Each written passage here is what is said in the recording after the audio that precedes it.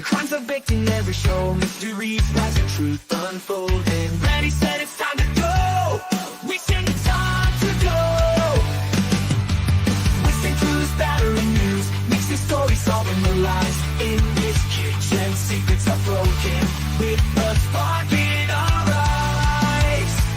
In the broken baker's kitchen, the secrets crumble like sunrise. We'll sift the blues, defy the rules, with a spark in our eyes. The broken rise, broken rise.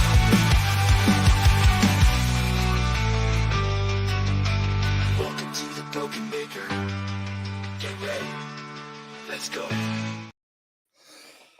Good morning, good evening, good afternoon, wherever you are, whatever you are, who, if any, you are. And welcome to this, well, technically not day 27, but a special VOIR session. So today we will see Battle of the Experts. Will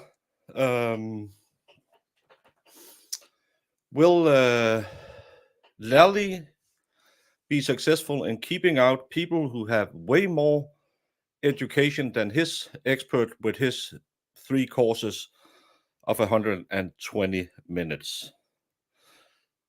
No, 120 hours in total. I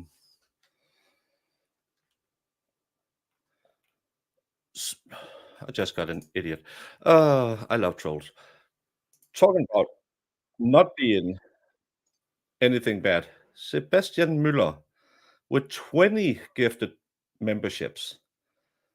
Unbreaded Beer Chicken, Fire and Ice, Valhalla, Keith Hancock's, Amanda Dawn, Beach Gal, Diana Di Bruno, Norma F, Captain Set, Odd Dog, Melissa T, and it jumped on me.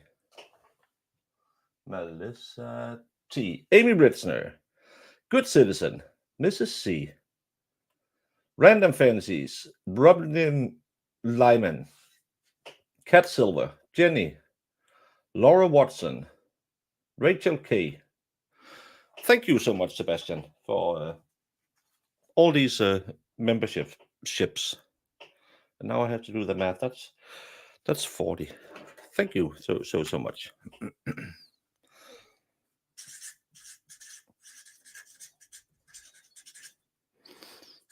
20 memberships. Thank you so much. Yeah, of course Val gets subbed up. He's a long-term follower. Maybe not. Well, he's here sometimes. But no, today will be the day of experts, and apparently you can't trust Richard Green, who is an expert who have testified in multiple cases, because I don't have his CV, so I must accept a guy who said, well, I'm kind of a suggestion box. If anyone wants some fun, go in and follow Cellbrite on X today, because yesterday they put out a congratulatory thing about themselves where they said, hey, we helped solve the Murdoch case. And every comment is then, yeah, but your program's so bad that a guy had to write his own program for free that helps interpret it. You're just waiting for your 9-month member chat so I can demand some paternity testing. Well, I look pregnant, so you might have to pay alimony. Good morning, genitals.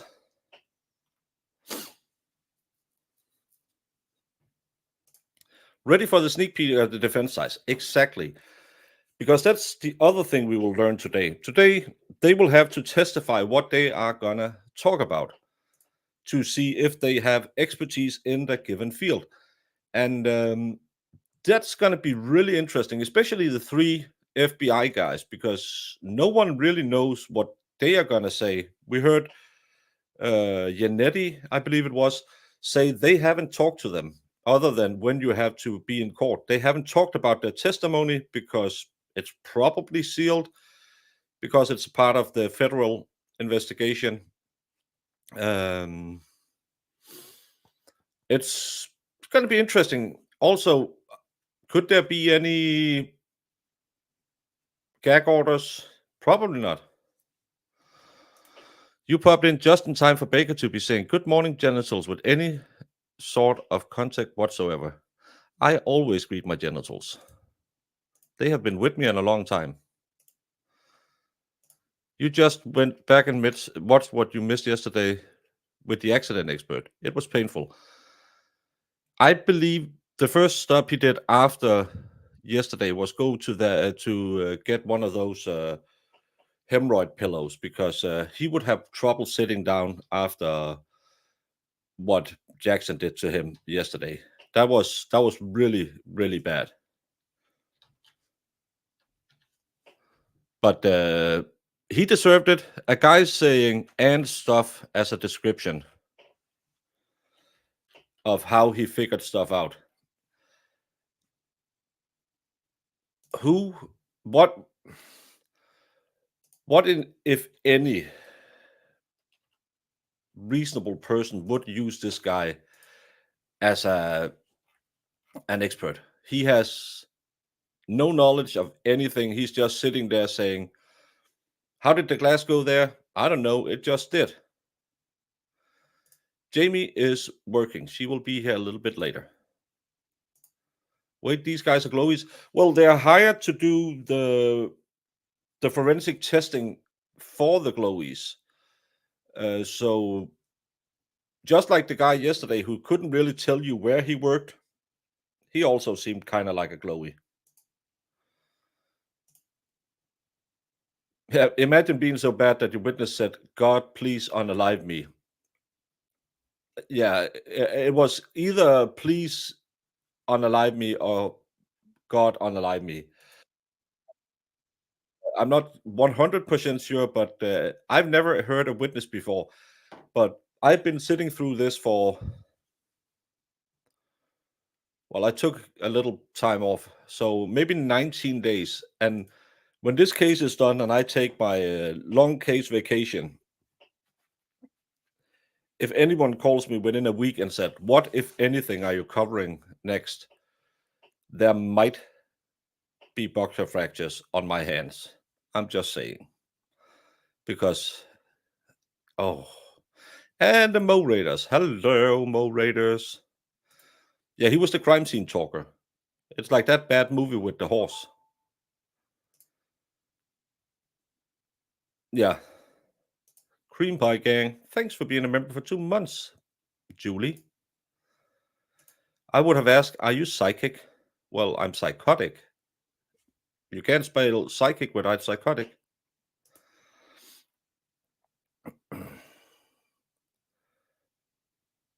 Hubby comes back today and the house looks like teenagers and dogs lived in it.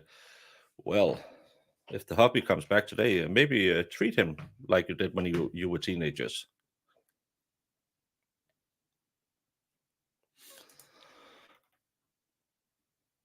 In brief, what is Lally's objection to the witnesses? They don't have a sufficient education or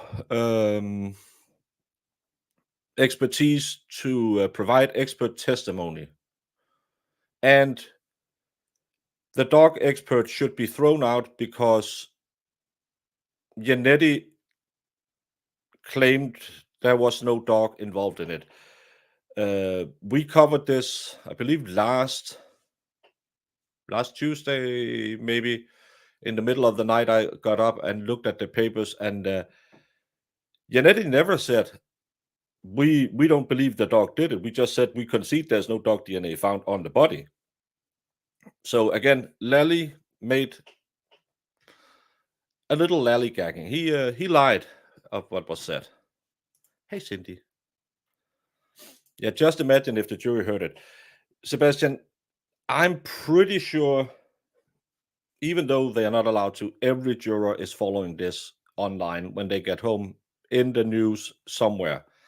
You could see the witness yesterday followed this case online.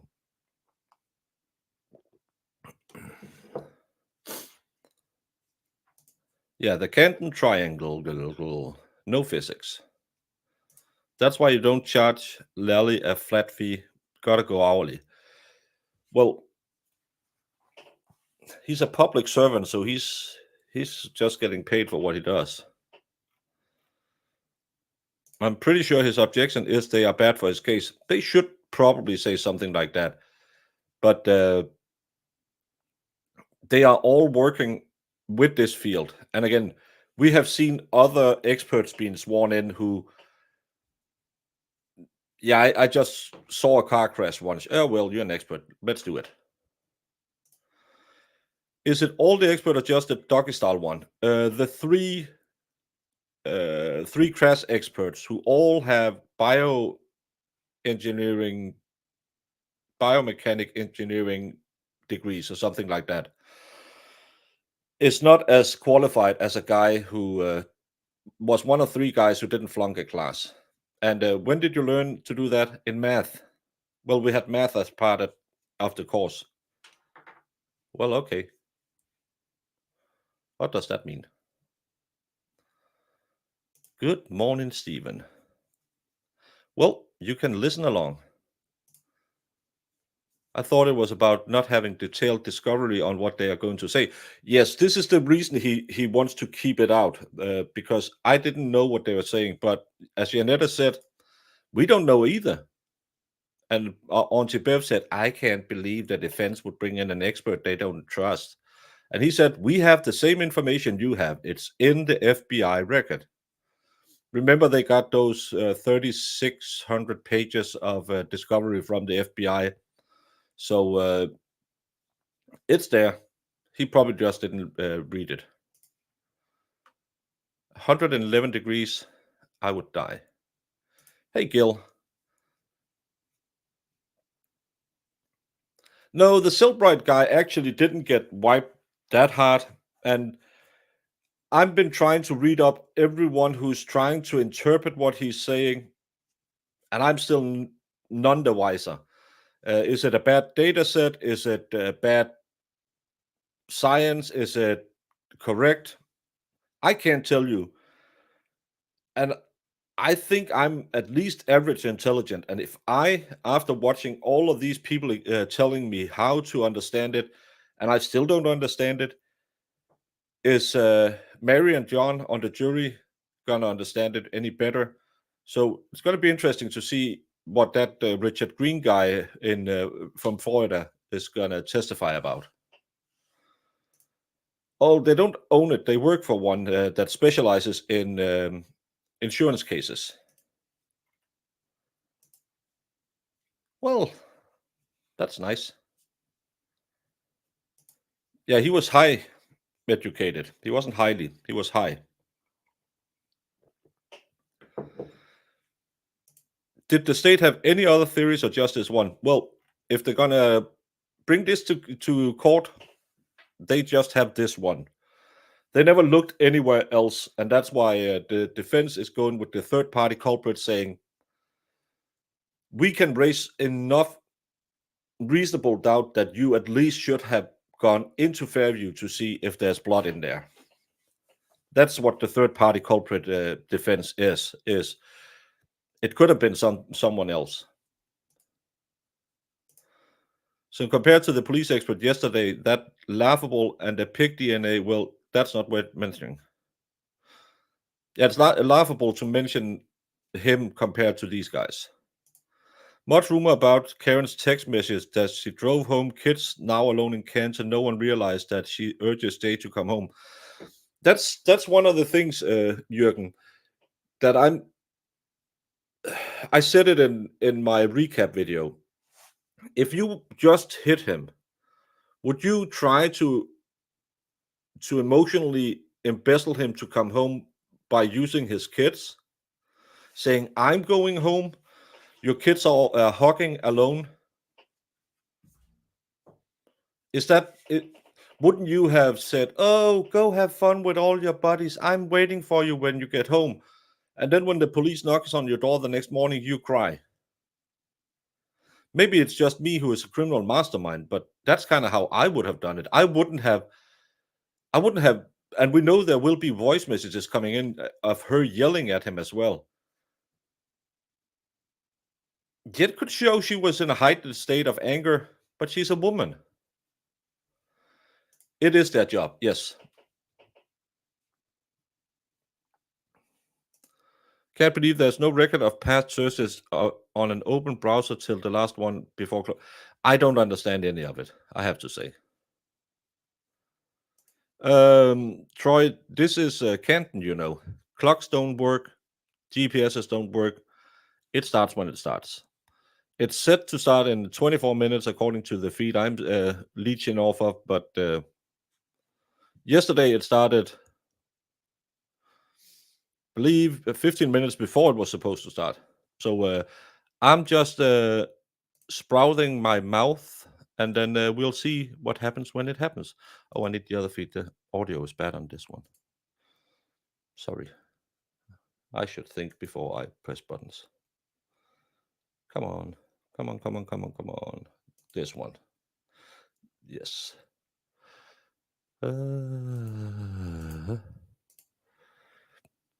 Just to show you, I have it on in the background. Hey, Tracy from Arizona. Boom, boom, boom. You'll be doing your afternoon from the pool. Stop saying that, because it's kind of hot today in Denmark, kind of like but not that bad.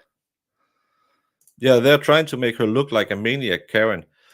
Well, again, those text messages yesterday, I'm pretty sure there's a inbuilt specification to the female brain that says when a guy says, "I don't have time to talk," or "I don't want to talk," they don't hear that.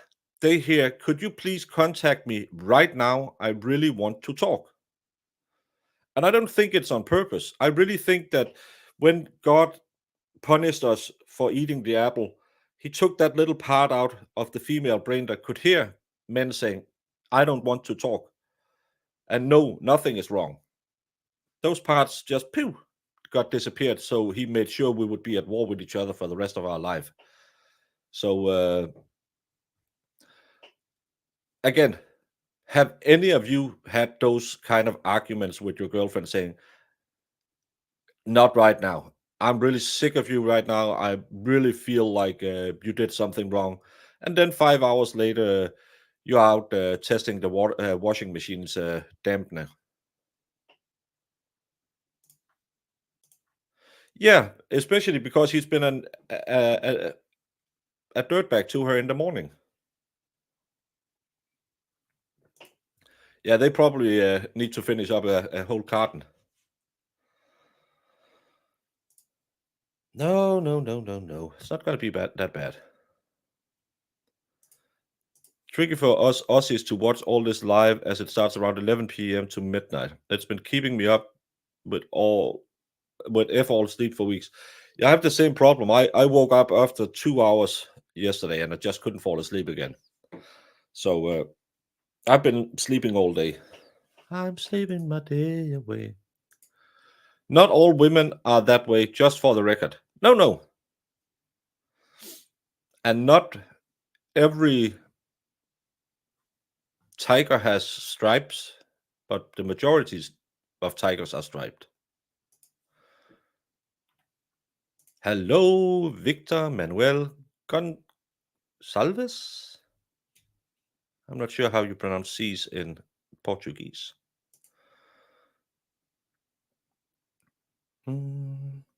It's 6 a.m. here in Arizona, and yes, I had many of those arguments with my husband, especially when he was the drinker and I stayed sober.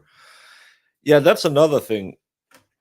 If you're maybe a little sloshed and you said, "But honey, one beer, just to say good night, you know. I know your tummy hurts. One beer." And then she sits out there for 15 minutes thinking, "Where the F is that MFer?" and she has to go home because of her Crohn's disease. Could you understand her? Probably could.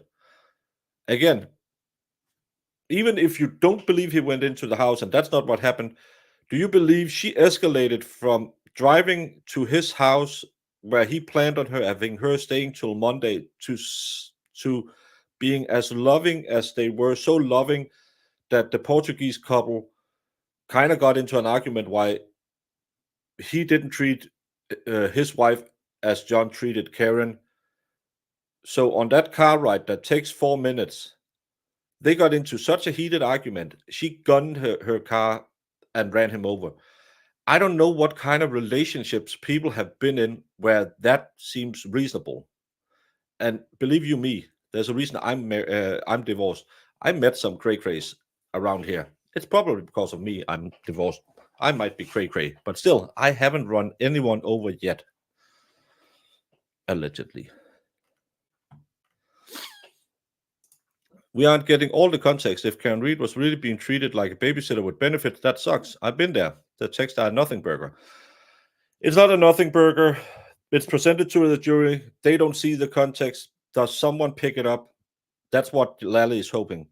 It could be good. It could be bad. There could be, of those 10 women on the juries, because not all women are like that, 9 of them could think, that's what I texted my husband yesterday when I got home because I've been in court all day and he didn't feed the kids. They're giraffe without spots. Exactly. And females without cray-cray. Casarilla. Hello, Tejas. You blame John O'Keefe. Unless this is his first rodeo, he knows a better way to word his text to put her at ease, or at least for a few hours. I'm thinking John O'Keefe had a way with people. Well, maybe he was sick of her. Maybe she was needy. Maybe their relationship wasn't perfect. Maybe he was really fond of having a babysitter with benefits. That doesn't prove she killed him. He might be a dirtbag. But in my opinion, yeah, there's a lot of guys that's like that. We really, really, really, really like to have our cake and eat it too. But we don't want to take care of the kids and all that stuff. It's really nice when you have someone who can, if you maybe like to do a little drinky poo and you have a hangover, it's nice that someone can come, take care of the kids, play with them while you sleep on the couch watching football. And then when it's done, when the kids gone to bed, you can do the old horizontal Macarena, and then you can throw her out Monday because I have to go back to work, honey, and you're closer to your work, and everything's more convenient that way. We men are assholes too, and yeah, we like to take if we can get a free rattle of the tuna can, and she can take care of your babies, and you really don't have to do much of commitment. We'll take it. Where's Mo and Jamie? All by myself. They don't like me no more. Do you have any idea what John was searching for at the fire hydrant when he was hit in the mind of the Commonwealth? Again, this is the biggest problem I have had with this case the entire time. You have the driveway, you have the house, you have the front door to the house. And they claim she moved over here she stopped here to begin with. Then they put in the magic Jeep that's now placed here, but still the Nagel kid saw her parked next to the mailbox. The Nagel kid pulls up. She moves up to give him some room to drive away. He passes her, sees her in the car alone. And then we are to believe she moves forward another 60 feet into another property, drives backwards, hit him somewhere in this area. Why would he get out of the car here? He couldn't walk across the lawn. It was beginning to snow. Any reasonable person would say, when she stopped, now I have to get all of this away. When she stopped at the driveway, he got up and walked to the front of the house or to the side door of the house. Ryan Nagel came. She moved up because she knew John would be inside for a little while, drinking a beer, saying goodnight to his friends. She was sitting there for a couple of minutes at least with the Nagel kit behind her, with her brake lights on, which would mean there would be a key cycle of that. I don't think there was. She would be parked here. Why would John O'Keefe go back down to this place and she would back up and hit him? This is why when I just look at it and try to use, and I know in the Canton triangle you can't use that, common sense, she lets him out at the mailbox, as she said. She says, I saw him walk in through the door to the house and I never saw him again. That's her story. Why would she move up and let him out on the lawn? He was drunk, but he wasn't hammered. It's not like they got in a fight and he jumped off the car and said, F you, I'm going in. It doesn't make sense. In no way.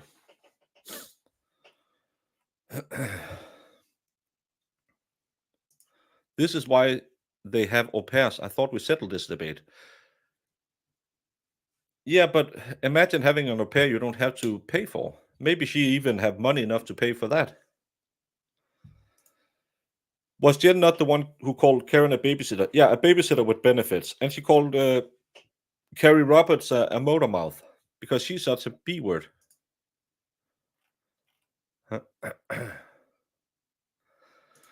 Yeah, people don't like me no more. Mo has a morning show. Yes, she does. And the over-the-top gender categories is a bit tiresome, to be honest. I missed some part of the conversation. How many more witnesses are there? I believe the rumor has it the state has 2 or 3 left. Yeah, it's spread by all the Swedes. Did this kid say he saw John O'Keefe? No. He tells us she was at 10 and 2 in the car with the cabin light on. Where was John O'Keefe? That's doesn't make sense. Hello, trophy wife. She was putting on chapstick before she drove off. No, again, hands at 10 and 2. That's what he testified to the grand jury. So yeah. Do we really know John viewed Karen as a babysitter with benefits? It's all from the other lady. No, it's not like the women don't talk between each other's back with all the kids, kinds of lies. We don't know anything. What it seemed like was they had a relationship that was up and down. And John had treated her badly that morning because of the Dunkin' Donut. That's what I read into it. That's all I read into it. And am I naive and think, well, if they turned it around in 12 hours, yeah, they'd probably been there before. To me, that's not indicative of I'm gonna unalive him 4 hours later.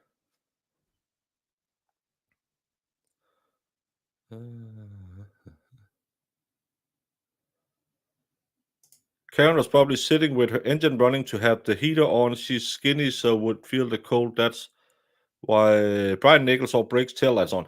Yeah, totally reasonable explanation. And again, if you take my theory that he said when she stopped at the mailbox where there was no Jeep, we know that from prior testimony. She says, "Honey, I don't feel too good. Could we just drive home?" And he says, okay, but I promised them I would swing by and they've been blowing up my phone. I'm just going to go in there, have a beer, say goodnight. Can you wait 15 minutes? Promise me you'll be back. I don't want to sit here all night. I really don't feel well. I'll be back in 15 minutes. No worry, baby. 20 minutes later, she drives off because that B word did it again. Isn't that a better explanation than she got mad about something that happened in Aruba a month later and then shows a woman of means, a woman who had her own house, a woman who didn't have any kids with him, who could just pack her G strings and walk out the house? Why didn't she just do that instead of kill him?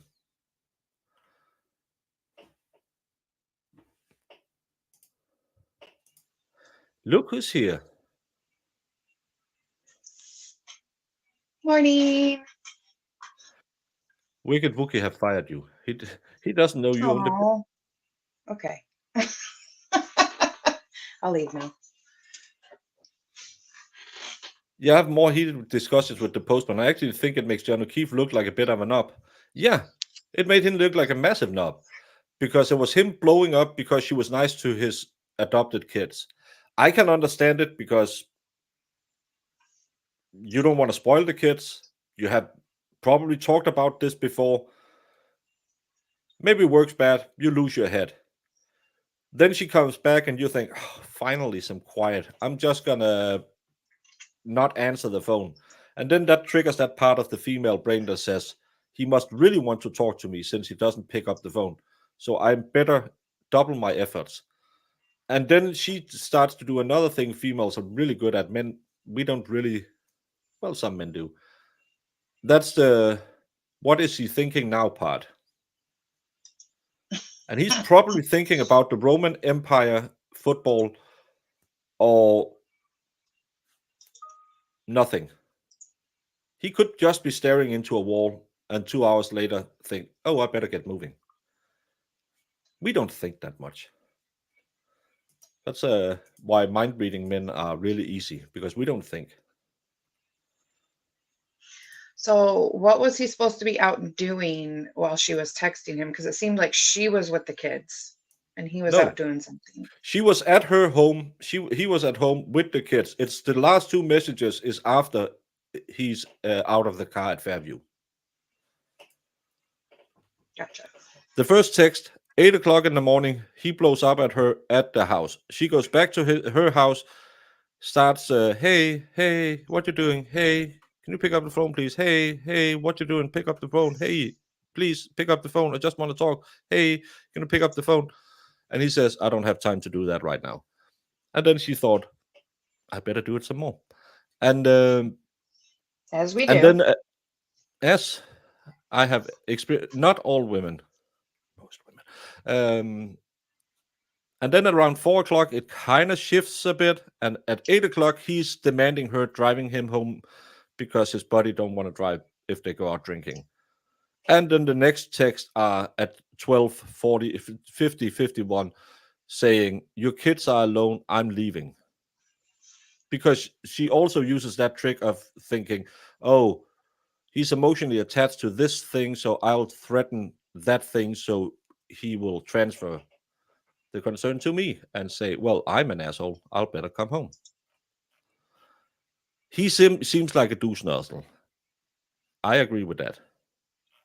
I mean, in my opinion, it seemed like a very normal argument that people have probably had once in their lifetime with someone. I'm sure. I can just leave and Jamie can run the show. Everyone is kind of like, Mm-mm. where's everyone else? Jamie's birthday is tomorrow. It is. If you wanna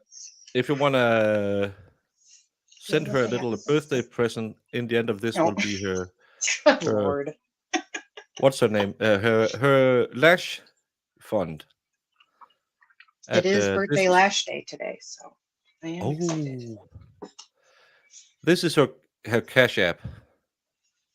Cash App $JBrick619. Not many people know this. Jamie is related to Rey Mysterio. Am I? That's why she has the 619 in her Cash App. Hey, Ambrosia. Jen McCabe said she heard Karen Reed tell them everything, and that included the babysitter with benefit comment. But Jen McCabe also said she wasn't really listening to her talk to the MSP. And again, what if she said, I'm just a babysitter with benefits? 2 minutes later, she could have been very lovely dovely as well. It's kind of like, I think this relationship was, there was a lot of emotion. Let's just say that, because saying craziness isn't nice. There's a lot of emotion in this relationship, and he's probably one of those stoic guys who doesn't respond well to emotion, so he just shuts down, and she really wants to discuss feelings. Hmm. So and that's kind of the worst kind of relationship, because she kept throwing the tennis ball at the wall and the wall didn't do anything. That's a bad analogy, because the wall would bounce it back. She I could see her as a drama queen. I could see her like someone who really knows her feelings and want to talk about them.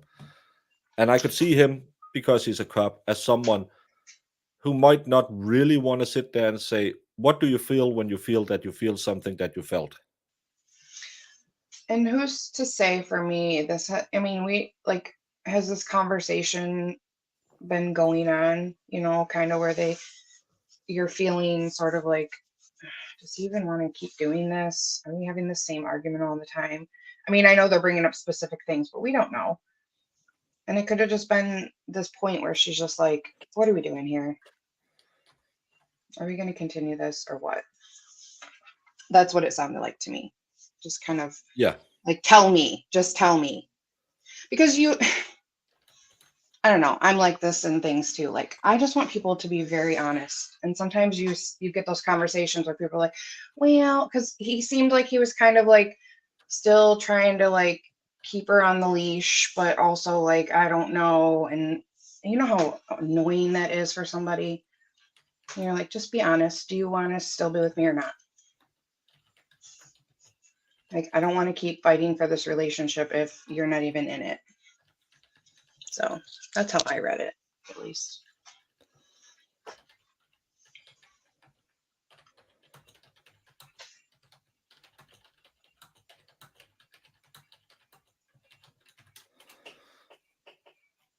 I love trolls.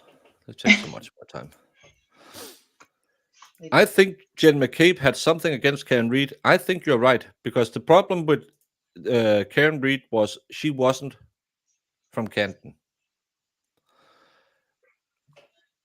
Jamie's favorite movie, Mean Girls, is exactly the same. You have Karen Roberts, you have Jen McCabe, and then you have Coco. They are Jen McCabe is the tall, skinny girl with the mole on her face. Then you have Coco. She's the one with the big eyes, trying to make fetch happen. And then Carrie is the stupid one with the. And it's You're saying Jen McCabe is the Regina George? I don't know who Regina George is. She's the leader. She's the leader, yeah. Yeah.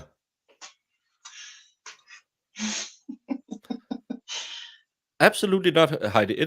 And that's why I'm saying, if that argument is enough to make them believe she did it, they should never be in a. I can understand why Lally doesn't know how it is to be in a relationship, but some people must have taken him aside and said, when a man and a woman loves each other, and they sometimes live together for longer or shorter periods of time, there's this thing called friction, and no matter how good it is, at some point one of them will say something that the other one finds absolutely idiotic for no reason. It's the same thing that they found really funny the day before. And then it'll just blow up. Everything was going fine. Pancakes were cooked perfect. Coffee was the right drinking temperature. And then someone said, how about them cowboys? And they'll fight for 3 days. That's relationship, Lally. When you grow up, you can have one. Mm-hmm.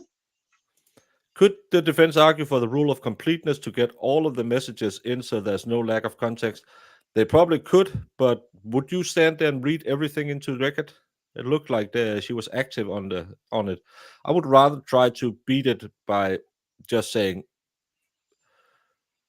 have you ever seen text like that before? I wouldn't take the rule of completeness for that. It's put it in evidence so they can read it in the room, but I wouldn't read it into the record. Yeah. Stoic, not selfish. Just because he took his sister's kid doesn't mean he's not selfish. Some people use nice-looking sacrifice to look at. Stoic is more like I'm the biggest a-hole in the world, but I get the funny thing, and the drunker I get, the more arrogant I get. It's really weird because I feel like I'm getting happy when everyone says you're so arrogant, you don't want to talk to people when you're drunk, and I feel like I'm the happiest I've ever been. Talk to everyone, and I don't know, but I'm a big a-hole. Again, there's a reason why I'm not married anymore. These are two people in their 40s who had never been married. That can be hard because they are both used to doing their own thing. Yeah. And they have certain things to do. It's the same. I like to start the show on time. Jamie likes to be late. We just have to learn to live with I try it. to be late. No, you don't try to do it, but you do it. I know. And Baker is very accommodating to me. You know what? We don't argue about it because he's very understanding. See, it's very simple. Simple little relationship here. Yeah, I just eat my stomach acid pills and I'll be fine. I actually sometimes it hurts my brain if people are not on time. I really get annoyed.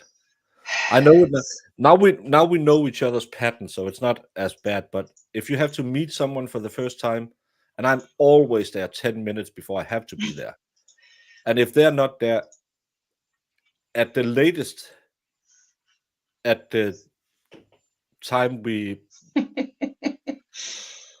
I will get 2 minutes and I'm gone. And when they call me 5 minutes later, said, "Hey, where are you? Are you late?" I said, "Nope, I was there on time. See you later." I don't See, do I that. promise you it's different in certain situations. This, like, you're aware that I have a job, so I have, like, sometimes I'm stuck on a call but I try to let you know if I know I'm gonna be a little late. But Yeah. so we get it. It's just, it's fun. I keep you on your toes. I'm spontaneous. How would I prosecute this case? Could you see any case against Karen Reed?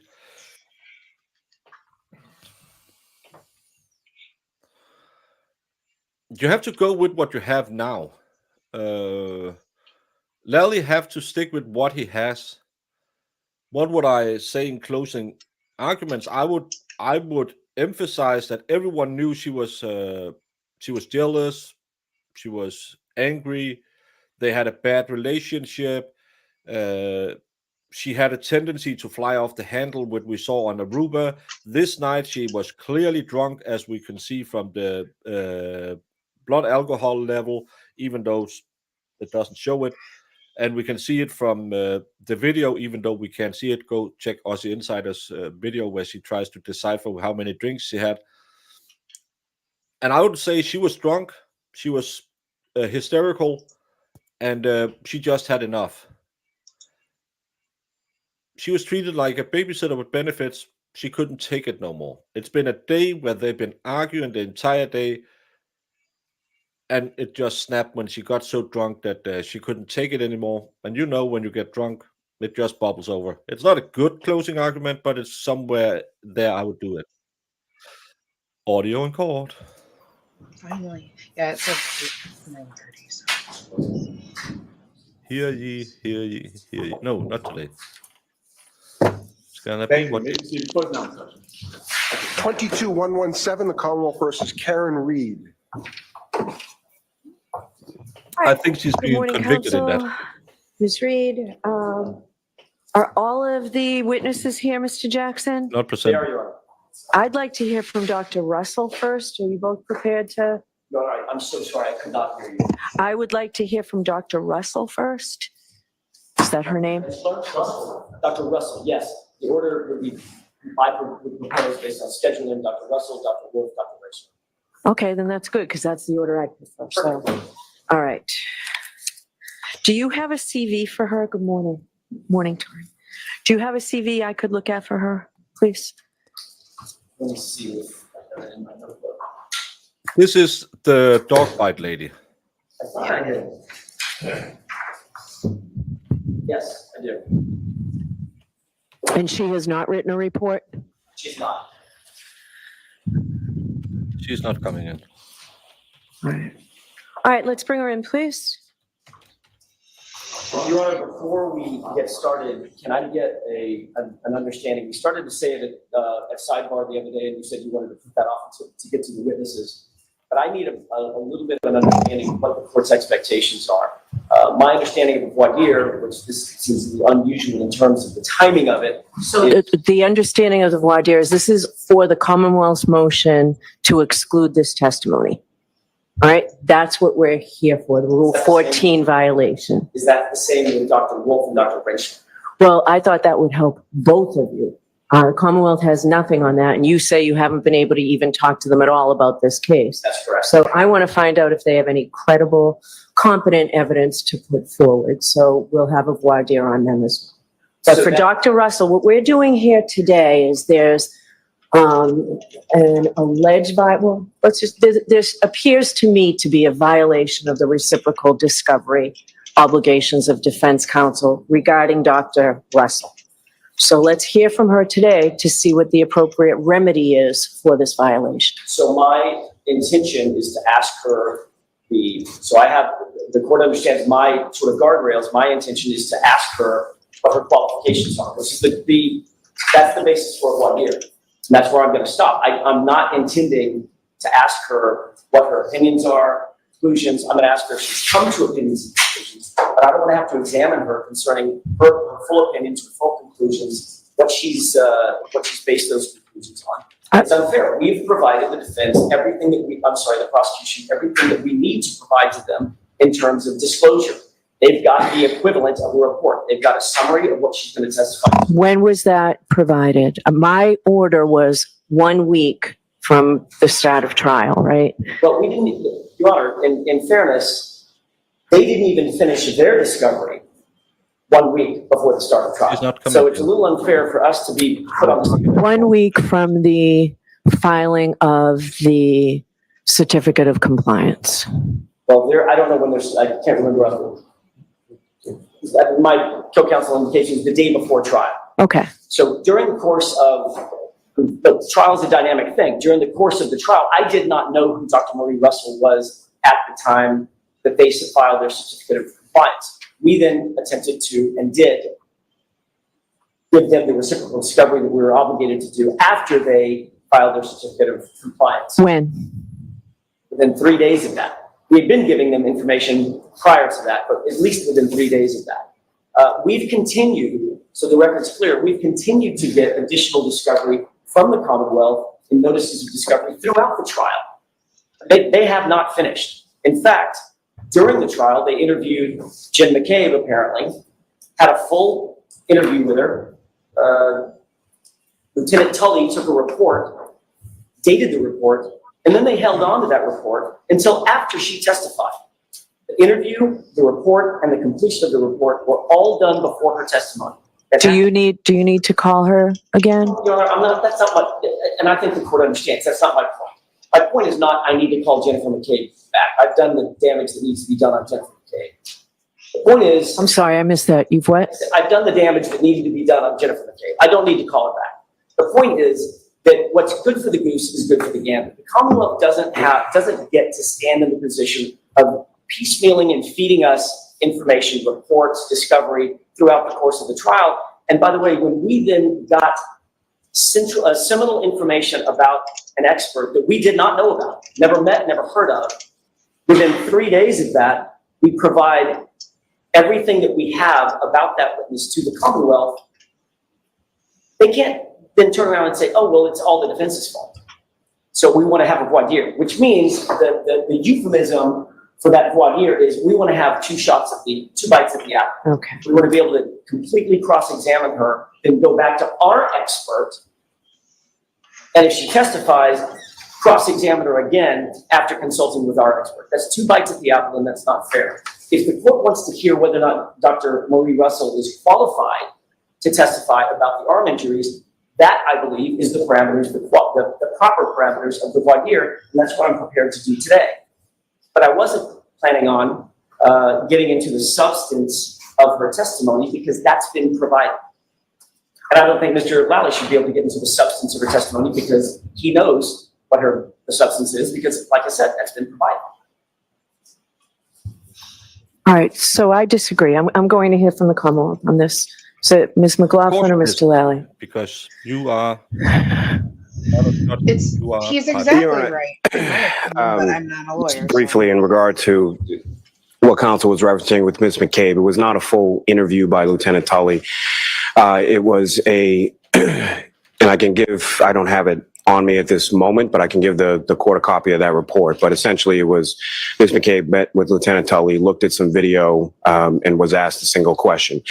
That report wasn't available. I didn't have it until after Ms. McCabe testified, but it was given to counsel prior to Lieutenant Tully testifying, and there were no questions asked of Lieutenant Tully in regard to that.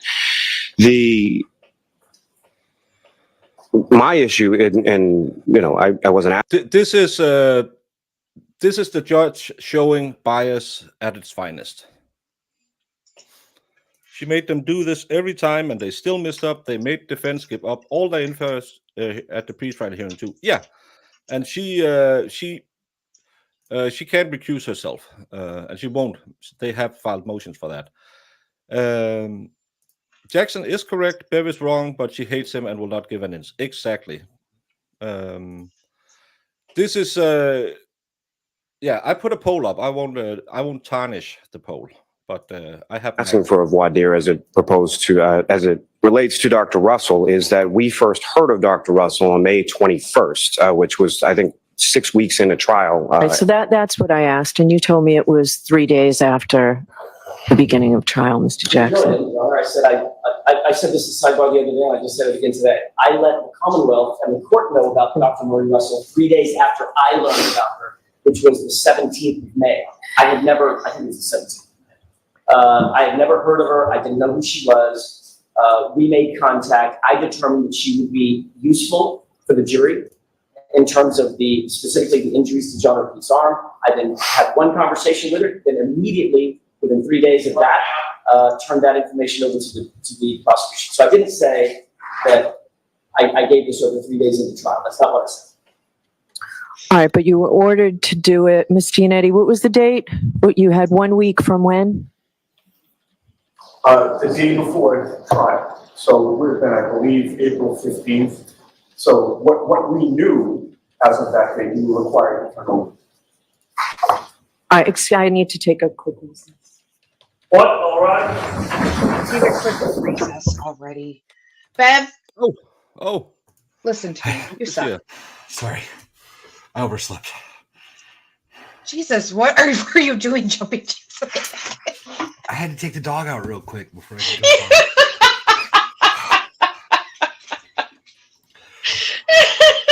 That's the funniest thing ever. How's she taking a thing already? Because Because, she's irritated about dates because because- they're giving all these dates and Ugh. Yeah. Please be seated. Put it back. I've already. She had to go yell on a pillow. Yeah. The White Claw was just outside the room. Yeah, she had to go take a shot.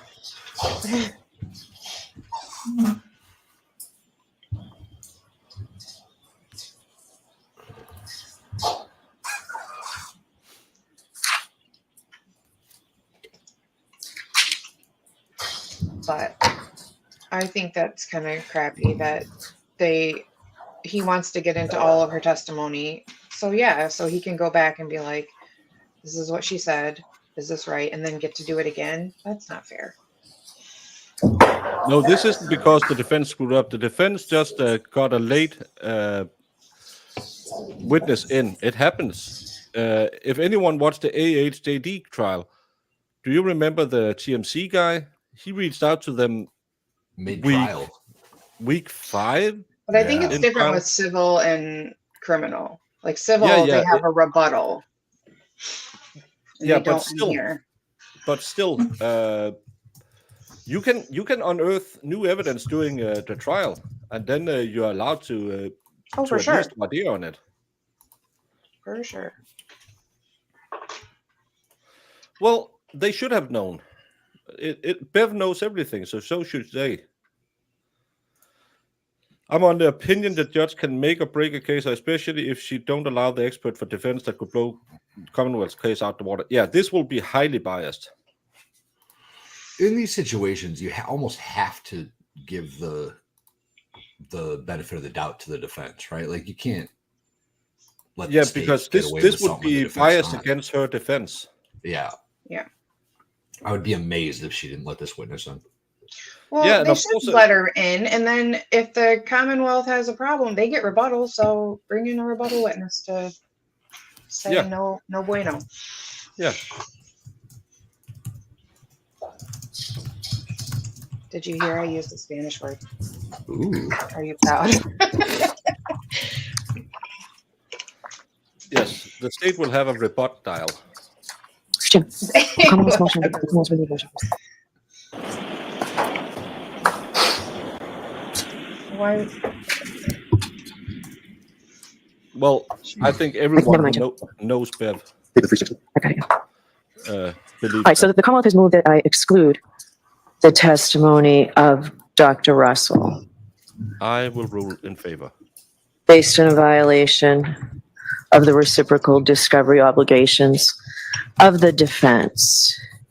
So I do find that there is a violation of the reciprocal discovery obligations of Rule 14. And I'm quoting from the notes, the importance of this, the reporter's notes to the old rule, and as you all know, we're in the process of updating that rule, but the very integrity of the judicial system and public confidence in the system depend on full disclosure of all the facts within the framework of the rules of evidence. To ensure that justice is done, it is imperative to the function of courts that compulsory process be available for the production of evidence needed either by the prosecution or the defense. So, what we're here to do today is decide a remedy for this violation.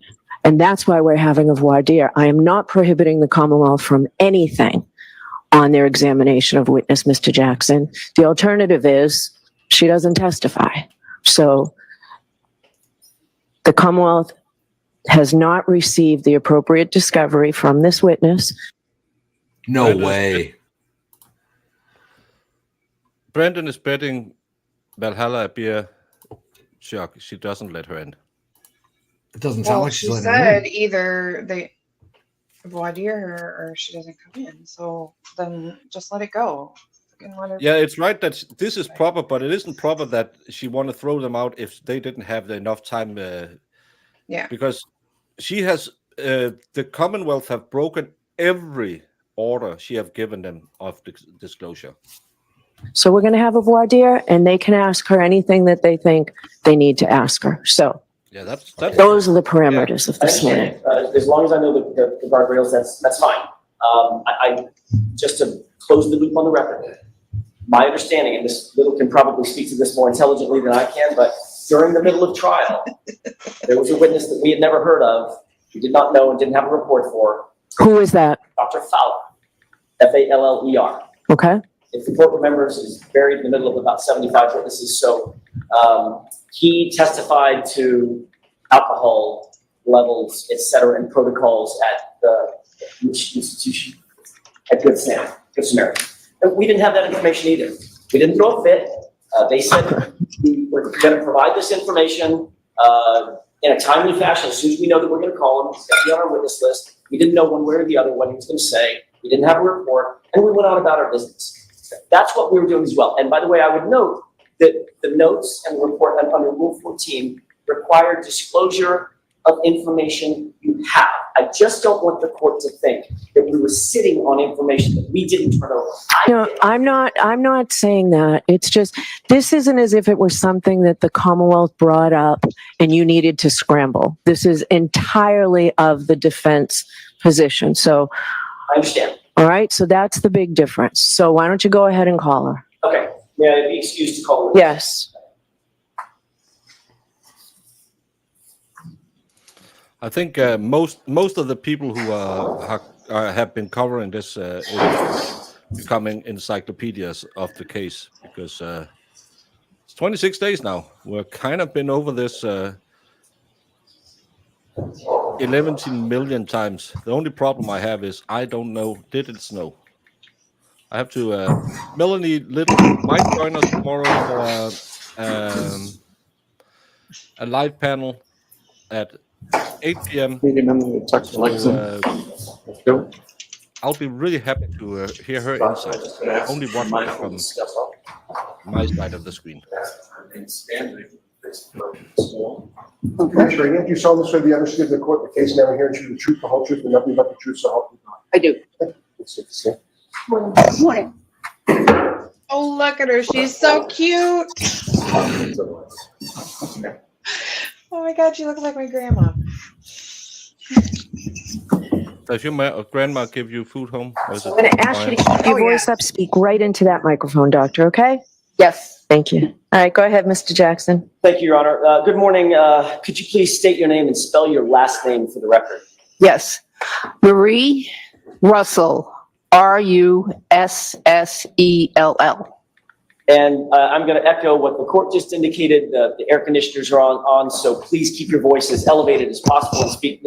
Maneuver the microphone however you need to, okay? Okay. Dr. Russell, what do you do for a living?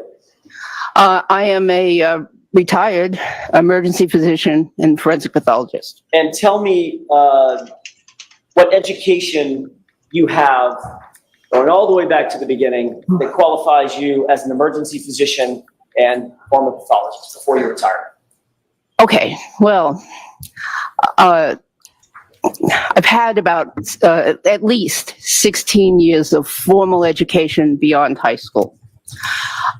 Initially, I started at MIT, where I did my... She's already more qualified than any expert brought by the MIT defense. already. Oh, Like, boom. Jeez. pre-med courses. I had always wanted to be a physician. And so I went to MIT for a year, took pre-med courses. And then I had an unusual life event in that my mother came down with cancer and she subsequently passed away. During the time away, so I took some time off from school.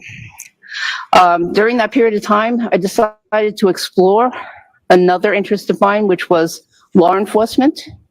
And so I took some courses in law enforcement and I became a full-time police officer here in Massachusetts. What years were you at MIT? Oh, wow. That was 1972 to 1974.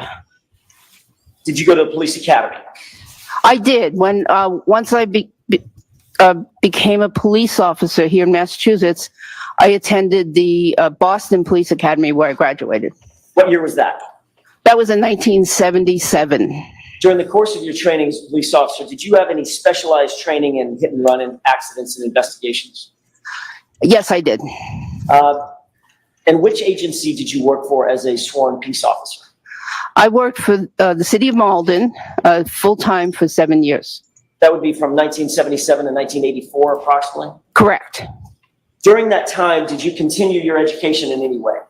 I did. So I took as many courses as I could from the Massachusetts Criminal Justice Training Council, which included a several-day course in hit-and-run accident investigation. I took courses in forensic photography and numerous other things. And then, and I also at the same time continued to go to college.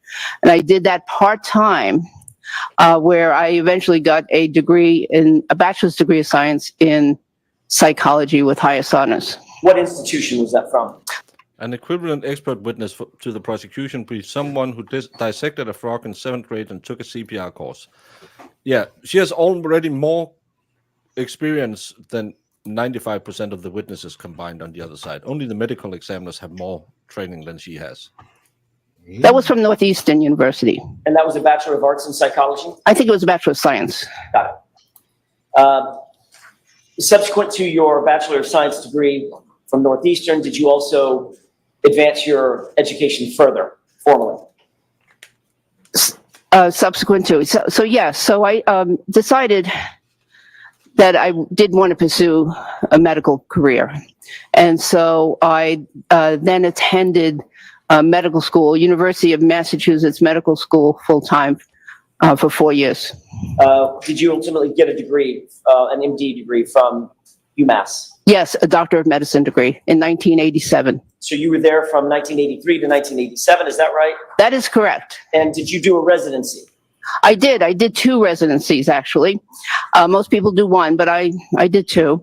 I did, my first residency was a combined internship and residency for 4 years. And I did that in Los Angeles at Los Angeles County Medical Center, which is a very big trauma center and what I would consider the Bellevue of the West Coast. Very busy. You say that just because of the volume at USC Medical Center? That is correct. Is it one of the busiest medical trauma centers in the country? Yes. You were there from 1987 to 1991, is that right? Yes, I did my ER internship and residency during those years. Yes, there. During that time, were you seeing patients? Oh, yes. You were treating patients? Lots of them. You were attending to patients? I was a trainee, so I was seeing as many patients as we could. There was always a waiting room full of patients, and yeah, so I saw many patients during that time period. Did you indicated a second residency? Tell me about that. Okay, so I still realized I had an interest in forensics, and so I decided that I wanted to also train in forensic pathology. So I did a second residency in anatomic pathology, 2 years, followed by forensic pathology fellowship at the Los Angeles County Coroner's Office for 2 years. And the years, if that's 4 years, that would be from 1991 to 1995 approximately? That is correct. Tell me what your experience was as a fellow at the Los Angeles Coroner's Office, Los Angeles County Coroner's Office. Yes, well, it also was a very busy coroner's office. If you was at the coroner's office from 91 to 95, she's seen some bodies. Yeah. I guess she has. She's seen That some was shit. back in the good old days. Yeah. East Coast, West Coast type stuff. Yeah. Mhm. Well, maybe more blue versus red. Yeah, that too. And so every day there would be cases. I probably did at least 2 cases a day, most days, and plus conferences and educational opportunities. But the interesting thing about being a fellow is they try to give you a wide assortment of cases. So, for instance, I not only saw numerous victims of gunshot violence and stabbings, but I saw numerous victims of motor vehicle accidents and natural death, overdoses. And then if there was an unusual case, it usually went to the fellow, because the fellow was also being supervised. So, Did any of those unusual cases, and we'll get more into this in just a second, but did any of those unusual cases include animal attacks? yes. Did I say? Did you become a professor, an educator at any point? Yes. So during my 29 years at LA County Hospital, during the last 25 of those, I was a assistant professor or an instructor, but mostly an assistant professor. And what that meant is that I was responsible for overseeing the care that was provided by the interns and residents. So when a patient would come in into the hospital, the emergency room, they were oftentimes usually seen by the intern or resident, and then I would go and subsequently see that patient also. So, and that was in addition to my own cases. So I'd see my cases and their cases. And that was at LAUSC, correct? That is correct. And Can I ask a quick question? Yes. LAUSC, for those of us who are not necessarily familiar with it, is that associated with the University of Southern California Medical Center? yes. That's the school, in other words, the site. Yes, so it stands for Los Angeles County / University of Southern California Medical Center. And that's where you were an assistant professor for the majority of the rest of your career. Correct. Were you also an assistant or an adjunct professor Cal State, Los Angeles? Yes, Okay. For how long were you an adjunct professor there? I believe that was 4 or 5 years. And I taught criminalistics, forensic medicine there. As an attending physician in the ER, in other words, a supervising physician in the ER, can you tell us what some of your duties and responsibilities included, especially as it pertains to trauma? And then I'll get more specific in just a second. Okay, well, so I would oversee the care of all the patients that came in during a particular shift. And that would include medical patients and trauma patients. And as I mentioned, it was a very busy trauma center. So we had lots of trauma patients, including the types of violence I described earlier that I saw at the coroner's office, but lots of motor vehicle accident victims, because there was a highway there right nearby. There were a couple of highways, so a wide variety of accidents. Did your supervision include assessing, diagnosing, and treating patients? Correct. In terms of the middle part of that, diagnosis, was part of your job to determine the cause of injuries, or to at least assess the cause of injuries? Yes, and I took that on a little bit more because I was interested in the forensics aspect of the injuries. The forensic aspect? Yes. Okay.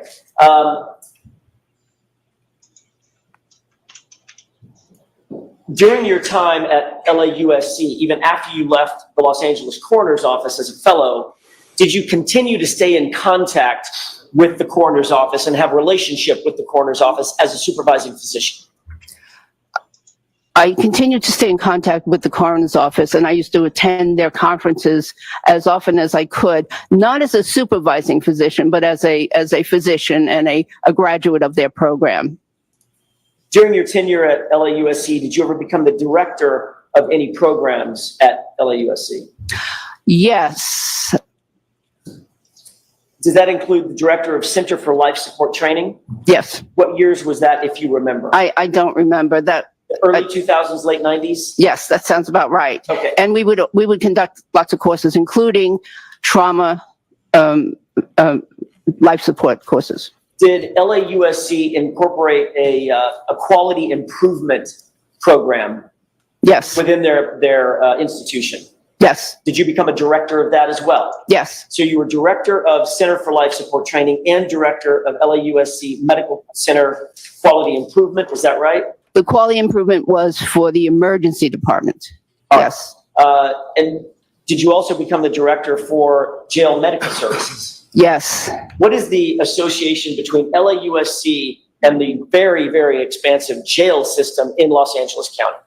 So LA County Hospital was unique in that they, many, many years ago, developed a jail, what they called a jail ward, which was a combined inpatient, outpatient, and ER. So there was a dedicated jail ER. And that has been in existence for probably about 70 years now. And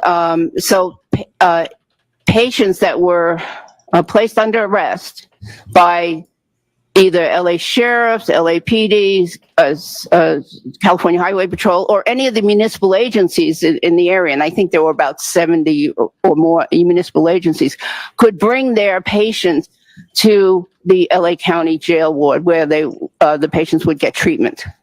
Ultimately, you became the director of that entire program, correct? Yes. Did you also work with the... Yeah, could you just give me a checklist and I could say no to the two things I haven't done? Jesus, this lady is extremely accomplished and qualified. It's gonna be fun when Lally is up there saying, "But did you ever take 120 hours online course?" Well, didn't he put in the well, he specifically put in that stupid motion about like she's never seen marks like that on somebody who's deceased. Like, yeah, she's never seen dog bites on a dead person. Like, she's worked. Oh my God, really, Lally? She's gonna spank Lally so hard when she gets on the stand. We'll see. I want to see State Medical Board of California in any capacity. Yes. Tell us about that. For about 7 years, I worked part-time California Medical Board as a physician assigned to one of their enforcement teams. And I did that 1 day a week, and I did my other job at the county hospital the other 40 hours a week. So you didn't take off time from your duties as an ER physician, as an emergency physician. This was in addition to you being an emergency physician. That is correct. Did you hold the title of chief medical executive for the California State Prison System, specifically at courtroom? Yes. Before she went to Tell us Africa about and that. treated orphans. So for their I blindness. retired from LA County Hospital, and I went on to move on to the the California Department of Corrections and Rehabilitation. And what year was that? Did you make that transition? So 2018 is when I started for the state prison system, Okay. and I worked there for 5 years as director of their medical service So you in were- Corcoran. I'm sorry. So for that prison, within that system, you were the chief medical executive for the entire agency, correct? That is correct. All right. For the entire prison. Understood. Are you board certified in emergency medicine? Yes, Are you a member of the National Association of Medical Examiners? yes, Are you a member of the American Academy of Forensic Science? yes. Do you have any publications in the area? And I'm going to be very specific because you've been relatively widely published. Is that right? Some people would say yes, some people would say no. More than a couple of publications. Correct. Imagine, not imagine. Listen to the difference. Remember that Cellbrite girl? Oh, I've written tons of articles. I have a blog. That's a great question. This one, highly publicized. No, not really. Some people would say that. That was a humble brag. Oh, This woman is extremely impressive. and she's so cute. Yeah. She's this little grandma. Yeah. Has she worked on anything and stuff, or it just did? I bet she knows the formula for momentum transfer, force Yeah, transfer. she probably knows more about physics than that guy. Well, there was math class, so. Peer-reviewed journals, correct? Yes, I want to focus your attention on animal injuries. Have you been published in the area of animal injuries specifically? yes. Do you recall those publications? Yes, they had to do with law enforcement dog bites. Did you draft an article or co-author an Oh my article God. on managing law enforcement dog bites Like in the ER? specific. Yes, I was a co-author. 1996, Sounds right. and that was a peer-reviewed article, Yes, ultimately published, yes, and ultimately available to be cited by other doctors and studied by other doctors, correct? correct. Did you also author or co-author an article entitled Law Enforcement Canine Dog Bites, Injuries, Complications, and Trends? Yes, I did. Was that in 1997? Sounds right. Was that also peer-reviewed? Yes, And that publication was also available for other physicians throughout California and throughout the country to refer to for the study of animal bites and dog bites, correct? dog bites, yes. Dog bites. Concerning animal injuries, during the course of your professional experience, how many patients have you seen, diagnosed, and or treated with animal injuries, including dog bites and scratches, if you had to estimate? Many hundreds. Would you say it's over or under 1,000? I would say it's over 500.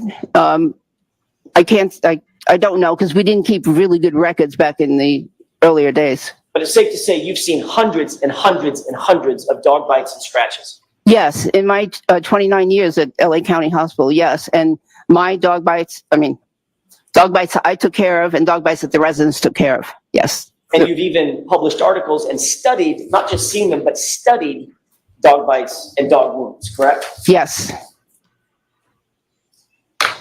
Have you qualified as an expert previously in other courts as in emergency medicine? Yes. Have you qualified as an expert in other courts in forensic pathology and wounds? Yes. Has that been in both state and federal court? Yes. Doctor, were you asked to review certain materials related to this case? Yes. And that was in furtherance of coming to, if you could, come to an opinion or a conclusion about injuries to the victim in this case, a person by the name of John O'Keefe. Yes. What did you review in anticipation of your determining whether or not you could come to an opinion or a conclusion? So I reviewed hospital photographs, autopsy photographs, an autopsy report, grand jury testimony from the medical examiner in this case. There may be some other. Based on I just want to ask about that. Do you have notes with you as to what you reviewed? No. Okay, so when you say there might be other, you don't, Well, if he tells you what you reviewed, you'd know it? I would recognize it. All right, but I want to hear it from you. You Okay. don't know of anything else Okay. that you've reviewed? This is sort of important, Mr. Jackson. Okay. Can you think of anything else, Doctor, No, besides autopsy. these? Autopsy photographs, autopsy report, neuropathology report, toxicology report, and the grand jury testimony. To state that she looked at all the evidence that, and again, she didn't just get some of the evidence, she looked at all of the evidence. Yeah. Weird. What a novel concept to see the entirety of the evidence as an expert witness. Crazy. Yeah, instead of just, hey, we can't get this to match, can you look at these two pieces of evidence? But it's probably because when Bev had to make the ruling, I can't see her keeping this one out, even if it's against Rule 14. But it's Bev time, as you said in the poll. Well, she said either or. She said you have to fully voir dire or she's going. Yeah. But Lally will still try to have her kept out because of the Rule 14 motion. But again, It ain't gonna happen. Yeah. No way. Okay, so as you recall, the items that you reviewed include an autopsy report by Dr. Scortibello, correct? Yes, A neuropathology report by a doctor named Stonebridge, correct? yes, Toxicological reports associated with the autopsy, yes, grand jury transcripts from Dr. Scortibello, yes. photographs of evidence items, including a gray sweatshirt, Oh, yes, yes, and autopsy photos that were taken attendant to the actual autopsy. yes. And photographs that were taken in the hospital. And I reviewed the hospital ER record also. hospital erect. Hopefully not. So in addition to what you just listed, there's also hospital photos separate and apart from the autopsy photos, is that correct? Yes, And those hospital photos showed the injuries to Mr. O'Keefe's arm, is that right? Toy, as I understood it, because she said if you give her a full voir dire, she will be let in. That's kind of how I understood it. I don't understand how they could possibly what she said. not let her testify. Because it's against Rule 14 motion, because they didn't disclose it in a timely manner. Yeah. Hey, Mo. So that's why they're Hey, Mo. letting him do a full, basically, like what you're going to say to her, and then he gets to question her too. So Yeah. that's what she said. So is physics a lie? Have we figured that out yet? No, but this this woman is amazing, is all I got to say. Lord Yeah. have mercy. Which She went to expert school, is found she? out, I really don't want to go to school, became a police officer, go back to school, then became a coroner, a medical doctor, a professor at... Oh, holy fazolies. Yeah. Yeah. She's the dog bite expert. She's the doctor. Oh, interesting. I'm pretty sure. She's even wrote articles and publications about dog bites. Police dog So- bites too. Articles So about it. not asking you to trust me, bro. I don't know how I am going to process this because if she hasn't said, well, there was a lot of stuff in math and stuff, then I don't know if she's really an expert. I'm pretty sure this woman mentored Mother Teresa. She's adorable. Well, Mother and Teresa she's just so actually cool. was a really, really bad person if you look at what she did. So she took a lot of money away from poor kids. Don't talk about her. yes. And you also reviewed emergency room records that are attendant to his initial acceptance into the emergency room on January 29th, 2022, correct? That's correct. Look Based who's on your back. review Good of morning, all of those Kimmy. materials, were you able Kimmy's to confidently back. come to any conclusions or Yay. opinions about the nature of the injuries suffered by John O'Keefe, specifically as they relate to John O'Keefe's right arm? Yes. What is your opinion and conclusion concerning those injuries? Those injuries appear to be consistent with an animal attack. Can you be more specific in terms of the type of animal, or are you relegated to simply an animal attack? Well, they are consistent with a large dog attack. There's a combination of both what I consider bite wounds and scratch wounds on the arm. I was right a year ago. But did you There were mark also off some her a puncture paper? wounds in that shirt. And are the So I'm sorry, puncture wounds in the shirt? Puncture holes in, Okay. in the shirt. And on what do you base the opinion that the injuries are consistent with dog bite or scratch marks? Well, the patterns. There are several patterns of parallel wounds that appear to be superficial scratches that could have been caused by nails or could have been caused by teeth. There are different angles on the arm and different locations on the arm, and but they're generally oriented in a specific direction. And there's also an area, the distal forearm, which is close to the wrist, which shows what I believe is an arch area of teeth marks. And what's the significance of the arch area? Well, so the arch would be the front area of the jaw of the animal, you know, or the dog in this case, where the teeth tend to be close together and curved.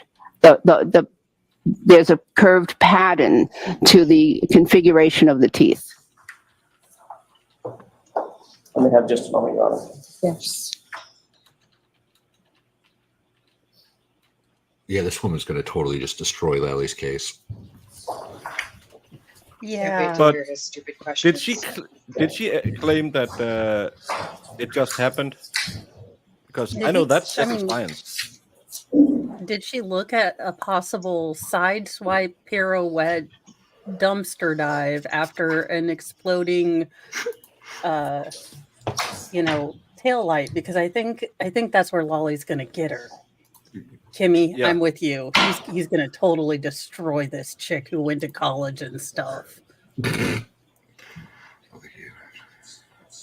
he's been great with getting that educational stuff out there, making it Let me easy show to you a series of understand. photographs.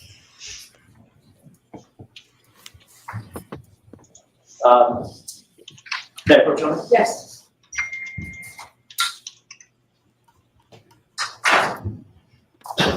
First, can you describe whether or not you recognize what's depicted in that photograph? Have you seen that photograph before?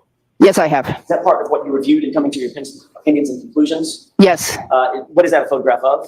So this is a photograph of the decedent's arm near the elbow. And do you want me to describe what it shows? Just briefly. Okay. Of what, Yeah, and it shows wounds. okay. Your Honor, I would ask that that be marked as next in order. She showed it to Bev. See? Right, Look at the so for wound. this idea, we'll have separate evidence, right? Is this an exhibit number in the trial It already? has not been marked yet, so I'm fine with starting over sort of for the purposes of what your process are. So this will be a separate voir dire with separate exhibit, yes, So it's going to be exhibit 1. yes.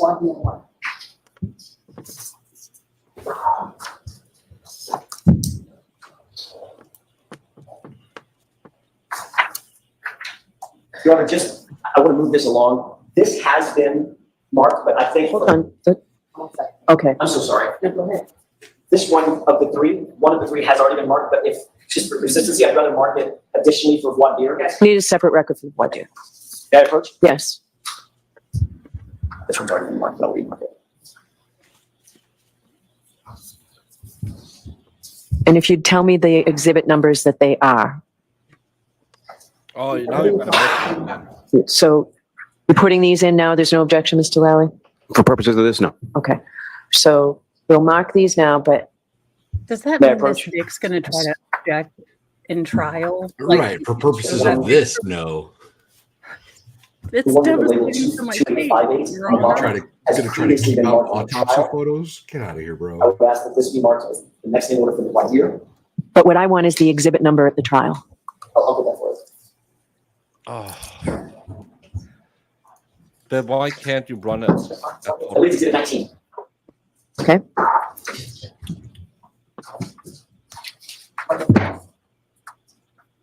The 19? It's 19. And is the third one also in evidence, you said? 2 of the 3 have not been marked. As soon as medical report's ready. She's ready.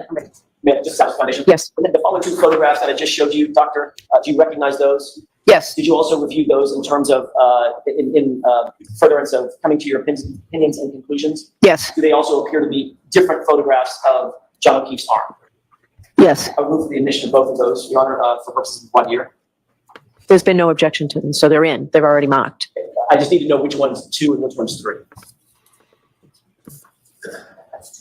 May I approach? Yes. Okay, that's. I think you said 30 to 45 The minutes. first permission, may I publish Yes. exhibit 2 for 1 year? Yes.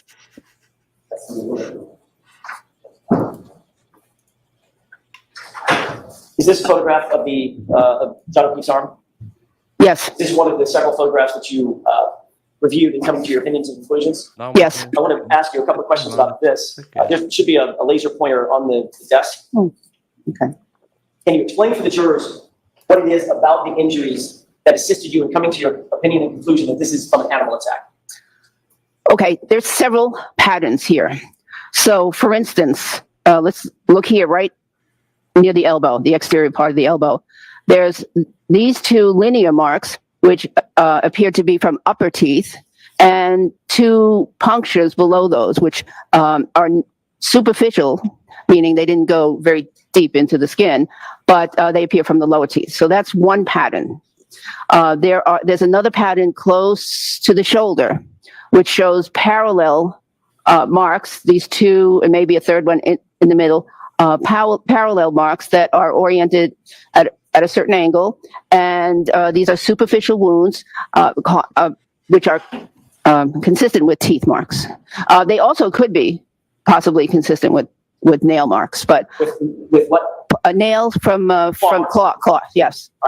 We have some more here, similar from obviously different teeth involved or different claws, and then down here, closer to the wrist, we have an unusual pattern of at least 4 striations, the way I see it, at least 4 striations that I believe are caused from the teeth towards the front of the mouth, near the arch. It appears that there's an arch pattern here. So, In a dog attack or in an animal attack, in your experience, let me take this one down. Let's cover the ground on the 3 exhibits that we've already marked. Can we take a look at exhibit 1?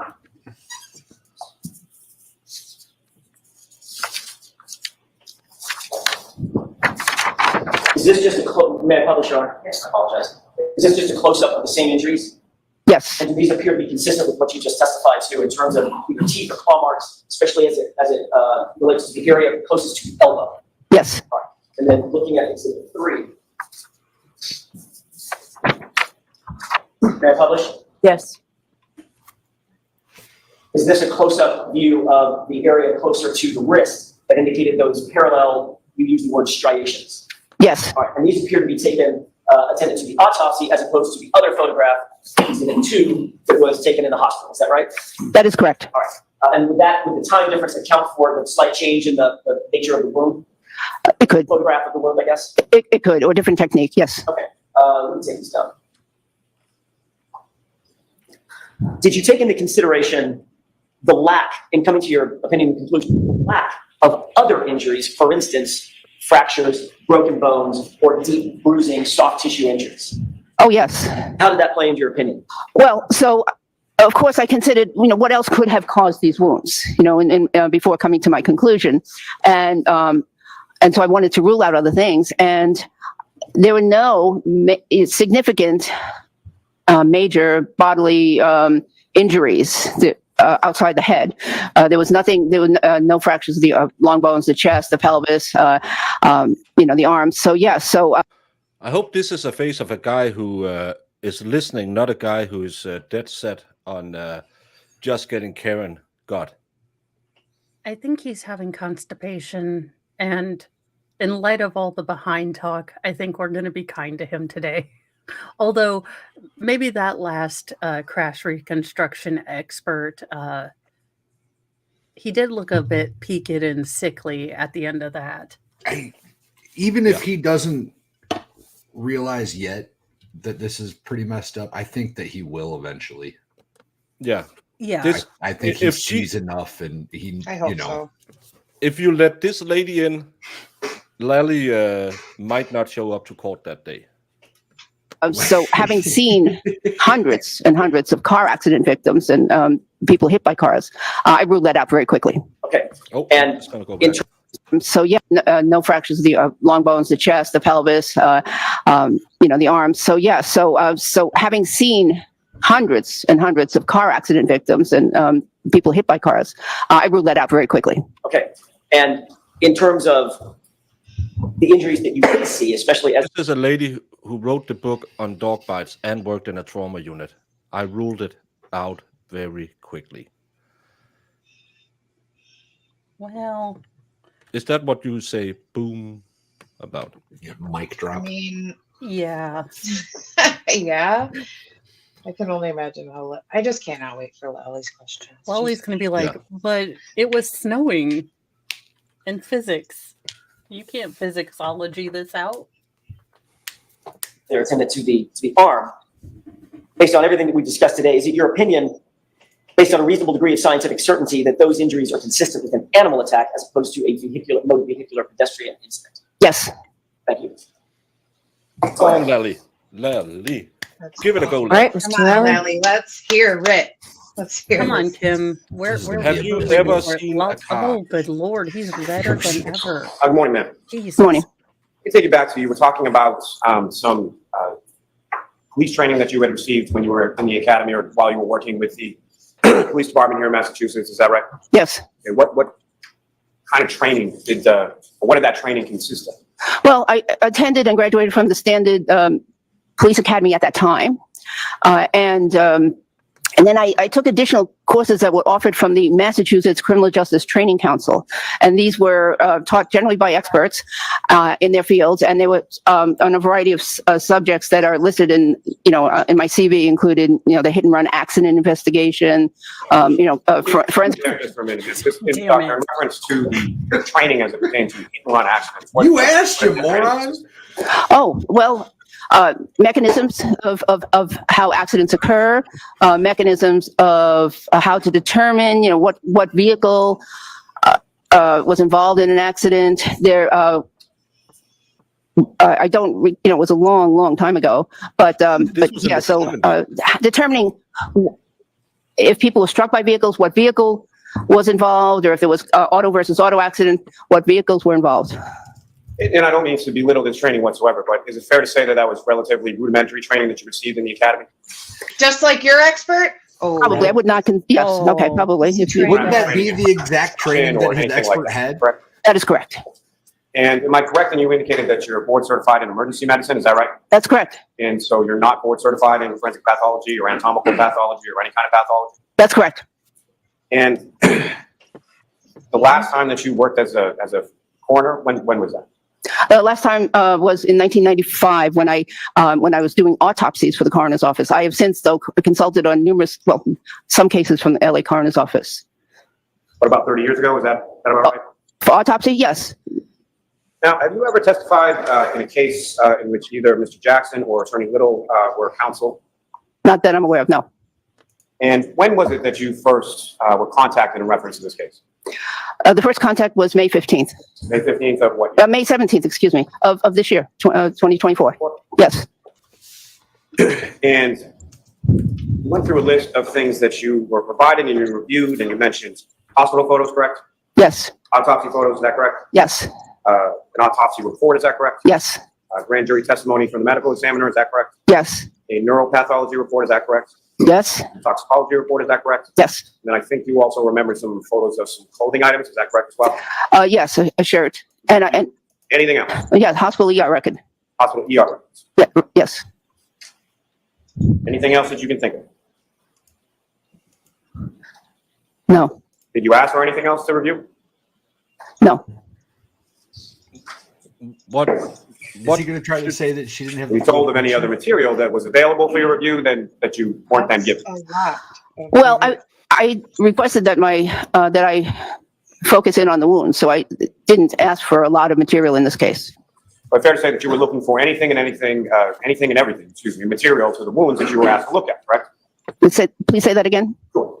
Fair to say that you would want to look at anything and everything that was related to the wounds that you were asked to look at, correct? Yes. And so, Oh, so she didn't look at did you the make any specific requests as to tail what light. material you were provided, or were you just handed some material or forwarded some material and you looked at what you were given? No, I requested that I have the autopsy photographs, the ER records, the ER photographs. I requested those. Now, you mentioned some articles that you had written that were published back in 1996 and 1997 related to dog bites, is that right? Yes. Are those publicly available articles? Yes. And in those articles that you wrote, you were talking about law enforcement bites, correct? Yes. So law enforcement canine bites typically involve what we call sort of a bite and hold technique, is that correct? Yes. Yes. So is there a difference between, through your experience and the hundreds of dog bites that you've seen, is there a difference between what you would observe from a dog bite from a law enforcement canine versus just your domesticated dog? Well, yes. Now, the study, one of those studies was over 700 dog bite wounds, and there were two techniques used at that time: bite and hold, and later on, bark and hold, or bark and alert, or something of that nature. So there are different techniques, but yes, to specifically answer that question, which was, are they generally different from regular domestic dog bites? Yes. Now, did you write a report in regard to your opinion that you testified to here today? No. Why not? I don't think there was much time, and I didn't know if I was going to be actually testifying. How long would it take you to write a report? I wasn't asked to write a report, excuse me. Were you asked specifically not to write a report? No. Now, at any point in time, did you ever look at anything related to Mr. O'Keefe's head injury? Oh, yes. So you reviewed reports in relation to that, correct? Yeah. Yes. Do you have any opinions as it pertains to that? I would rather defer to the pathologist and neuropathologist on that. I like that she didn't say, it's clearly a baseball bat taking the skull of him. This Yeah. was Said, awesome. not my field of expertise. Chloe, there's 1,000 rumors out there, but Chloe is a female dog. Normally, you don't use female dogs for police work. I thought that she had failed out of police training. I remember think that. that There was for some just a reason. there are rumor. rumors out there about it, but normally you don't use female dogs for police work. That's all I can say. Fair. So we don't know. All about Chloe is a mystery. Nima will get her in Okay. Vermont. I do have two questions. Where were Commander-in-Chief Biden when this attack took place? We don't 'Cause- ask those questions. Yeah. We don't ask those questions because we like life, Mo. We Yeah. like life. Oh. Oh, Christ. That dog did bite the shit out of a lot of people, didn't it? Biden's dog. Yeah, like that, dog was tearing up his Secret Contacted Service. you about, Yeah, there were about this two. case. There were two different dogs. I contacted a district attorney that I had worked with in the past. We were discussing a different case, a case that I autopsied in 1995, and I mentioned that I heard that there was a case in Massachusetts that might have been being handled by one of his colleagues, his former colleagues, and that there was an issue of whether something was a dog bite, and that I might be able to help in that case So she reached out. to clarify. So again, And so when you were provided this material, what is it that you were specifically asked to do? To look at the wounds and the reports and the materials that were sent to me and render an opinion. And so before you had, it's not like with Lally. We can't get this to fit. Could you please tell us if this was deleted at another time? She was just sent the material and give an opinion. She wasn't told to, can this be consistent with a dog bite? She formed her own opinion. That's Weird how weird. that works, right? Yeah, That and she is reached strange. out to the defense, so the defense didn't pull shenanigans. Well, now he's going to say, is it true you wanted to get famous on this case? You wanted Yeah. the limelight, didn't Even you? been provided any material before you had even looked at anything. You had already heard information related to there being a dog bite involved in this case, correct? I had heard that there was a controversy, that that some certain wounds could have been a dog bite versus perhaps inflicted by a motor vehicle. That's what I had heard. So ma'am, what I'm really trying to get at, doctor, is sort of the timeline. Okay, so you hear about this, when was that? Sometime just before May 17th. So sometime just prior to that, you hear about some controversy in a case in Massachusetts involving a dog bite. On May 17th, you get reached out to by who specifically? His name is John Lewin. He's an attorney in the LA District Attorney's Office. And then who did you talk to after that? I reached out to him. I said I might be able to clarify. And then he reached out to Mr. Jackson, I believe, and then Mr. Jackson contacted me. And I'm not asking specifically anything you spoke about, but at some point, the discussion came specifically to dog bites, correct? He sent me the materials. He asked me my opinion. Mentioned the materials, asked you your opinion. When did you provide that opinion? Probably the next day. Yes, I know it was the next day. So the very next day, on May 18th, you provided an opinion? Yes, And was that opinion provided in a written fashion, orally? How was that provided? orally. So you reached out or to someone shortly before May 17th, spoke to Mr. Jackson on the 17th, received all the material, and then had an opinion by May 18th. Yes. But you didn't write any of that down. No. She can remember her resume in her head. Yeah, it's pretty simple. Yeah. Now, beyond the materials that you were provided, what else were you told about the case? I was told that the victim was a police officer. The decedent was a police officer. I was told that the defendant had been charged, and I was told that that there was a controversy about whether or not these injuries had been caused by motor vehicle. And I was also told, and I read in the medical record, that the decedent was found outdoors, I believe in the snow, and hypothermic. Now, in regard to what you reviewed, you didn't review any investigative reports, is that correct? That is correct. You didn't review any witness statements, is that correct? That's correct. You didn't review any lab reports as far as from the forensic lab or anything like that? I reviewed the toxicology report. Beyond that, any other? If it was part of the autopsy report, I reviewed it. You reviewed everything attendant to the medical examiner's file, is that correct? Yes. Nothing from the lab beyond that? I don't believe I did. Why does she need to?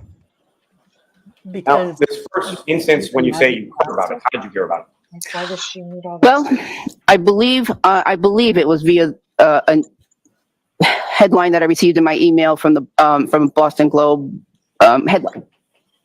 It was some kind of there was some kind of interesting case, and I got it as an email, and I looked into it. And when was that? Well, that was that week in May. That just a few days before May 17th. You subscribed to the Boston Globe online? I did at that time. I have not renewed it. How long had you been a subscriber to the Boston Globe? Oh my God. I'm going to allow it. been 84 years. Like, Probably a year or 6 months, 6 months to a year. There was never any headlines or anything else that you saw about this prior to that week just before May 17th? Not that I paid attention to. I have nothing further. Oh, I've got Anything further, nothing Mr. Jackson? further. All right, so since this is a voir dire, I get to ask questions, Doctor? So Oh, yes, I okay. just have a couple of questions for you. I don't think I really heard you. So could you tell me again what your opinion is and to what degree you hold that opinion? Yes. These injuries in the arm are, my opinion is that they are the result of animal bites or scratches. Do you know what kind of animal? Oh, yes, most likely dog, large dog. And I'm very very sure to, what's the word I want? Medical certainty, very All right, so that high this degree of medical certainty. reasonable degree of medical certainty. Yes, definitely. Oh, she's smiling. Okay, and another question. So I received information that you also viewed all reports associated with Chloe, a dog's prior bite history. Did you review those? No, I don't recall ever seeing anything like That that. you also reviewed the UC Davis DNA testing results submission forms? No, I don't recall seeing them. Okay, any follow-up, any questions based on my That has question? nothing, they Not for the Commonwealth. no. watched that, No, no. so. Right, you are all set, doctor. I don't know yet whether you'll be testifying. Okay, we'll try and let you know. You're gonna be around for a few days? No. Okay, we'll let you know as soon as we can, okay? Okay. Okay. All right. Thank you. So she's not going to rule on it? Of course you Oh, for God's sake, Bev. Yes, because the couldn't size be of the any mouth more is freaking qualified than that piece of crap trooper that came in and tried to say all this BS about. Hey, he was one of 3 who didn't fail his course.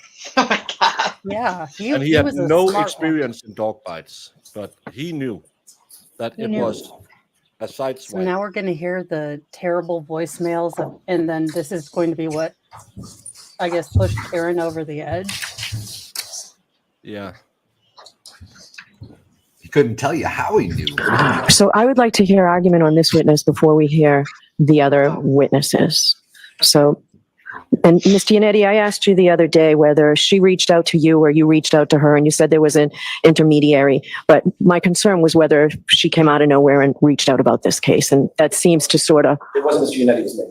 Okay, all right. So the question I asked was answered pretty much by this witness, whether she saw something and decided she wanted to come forward. All right, it's the Commonwealth's motion. What are you asking me to do? Again, I found a violation of Rule 14. And there are 2 concerns here: the competency of the witness's testimony, how much she can testify to, whether she should testify at all. What is it you're asking me, Mr. Lally? Your Honor, I'm asking that the witness be excluded from testifying at the trial for the violation of Rule 14, specifically, I believe it's Rule 14A6. This is a witness, as the court picked up on, that reached out, albeit through an intermediary, with reference to just sort of discovering or coming upon this case in several weeks into the trial.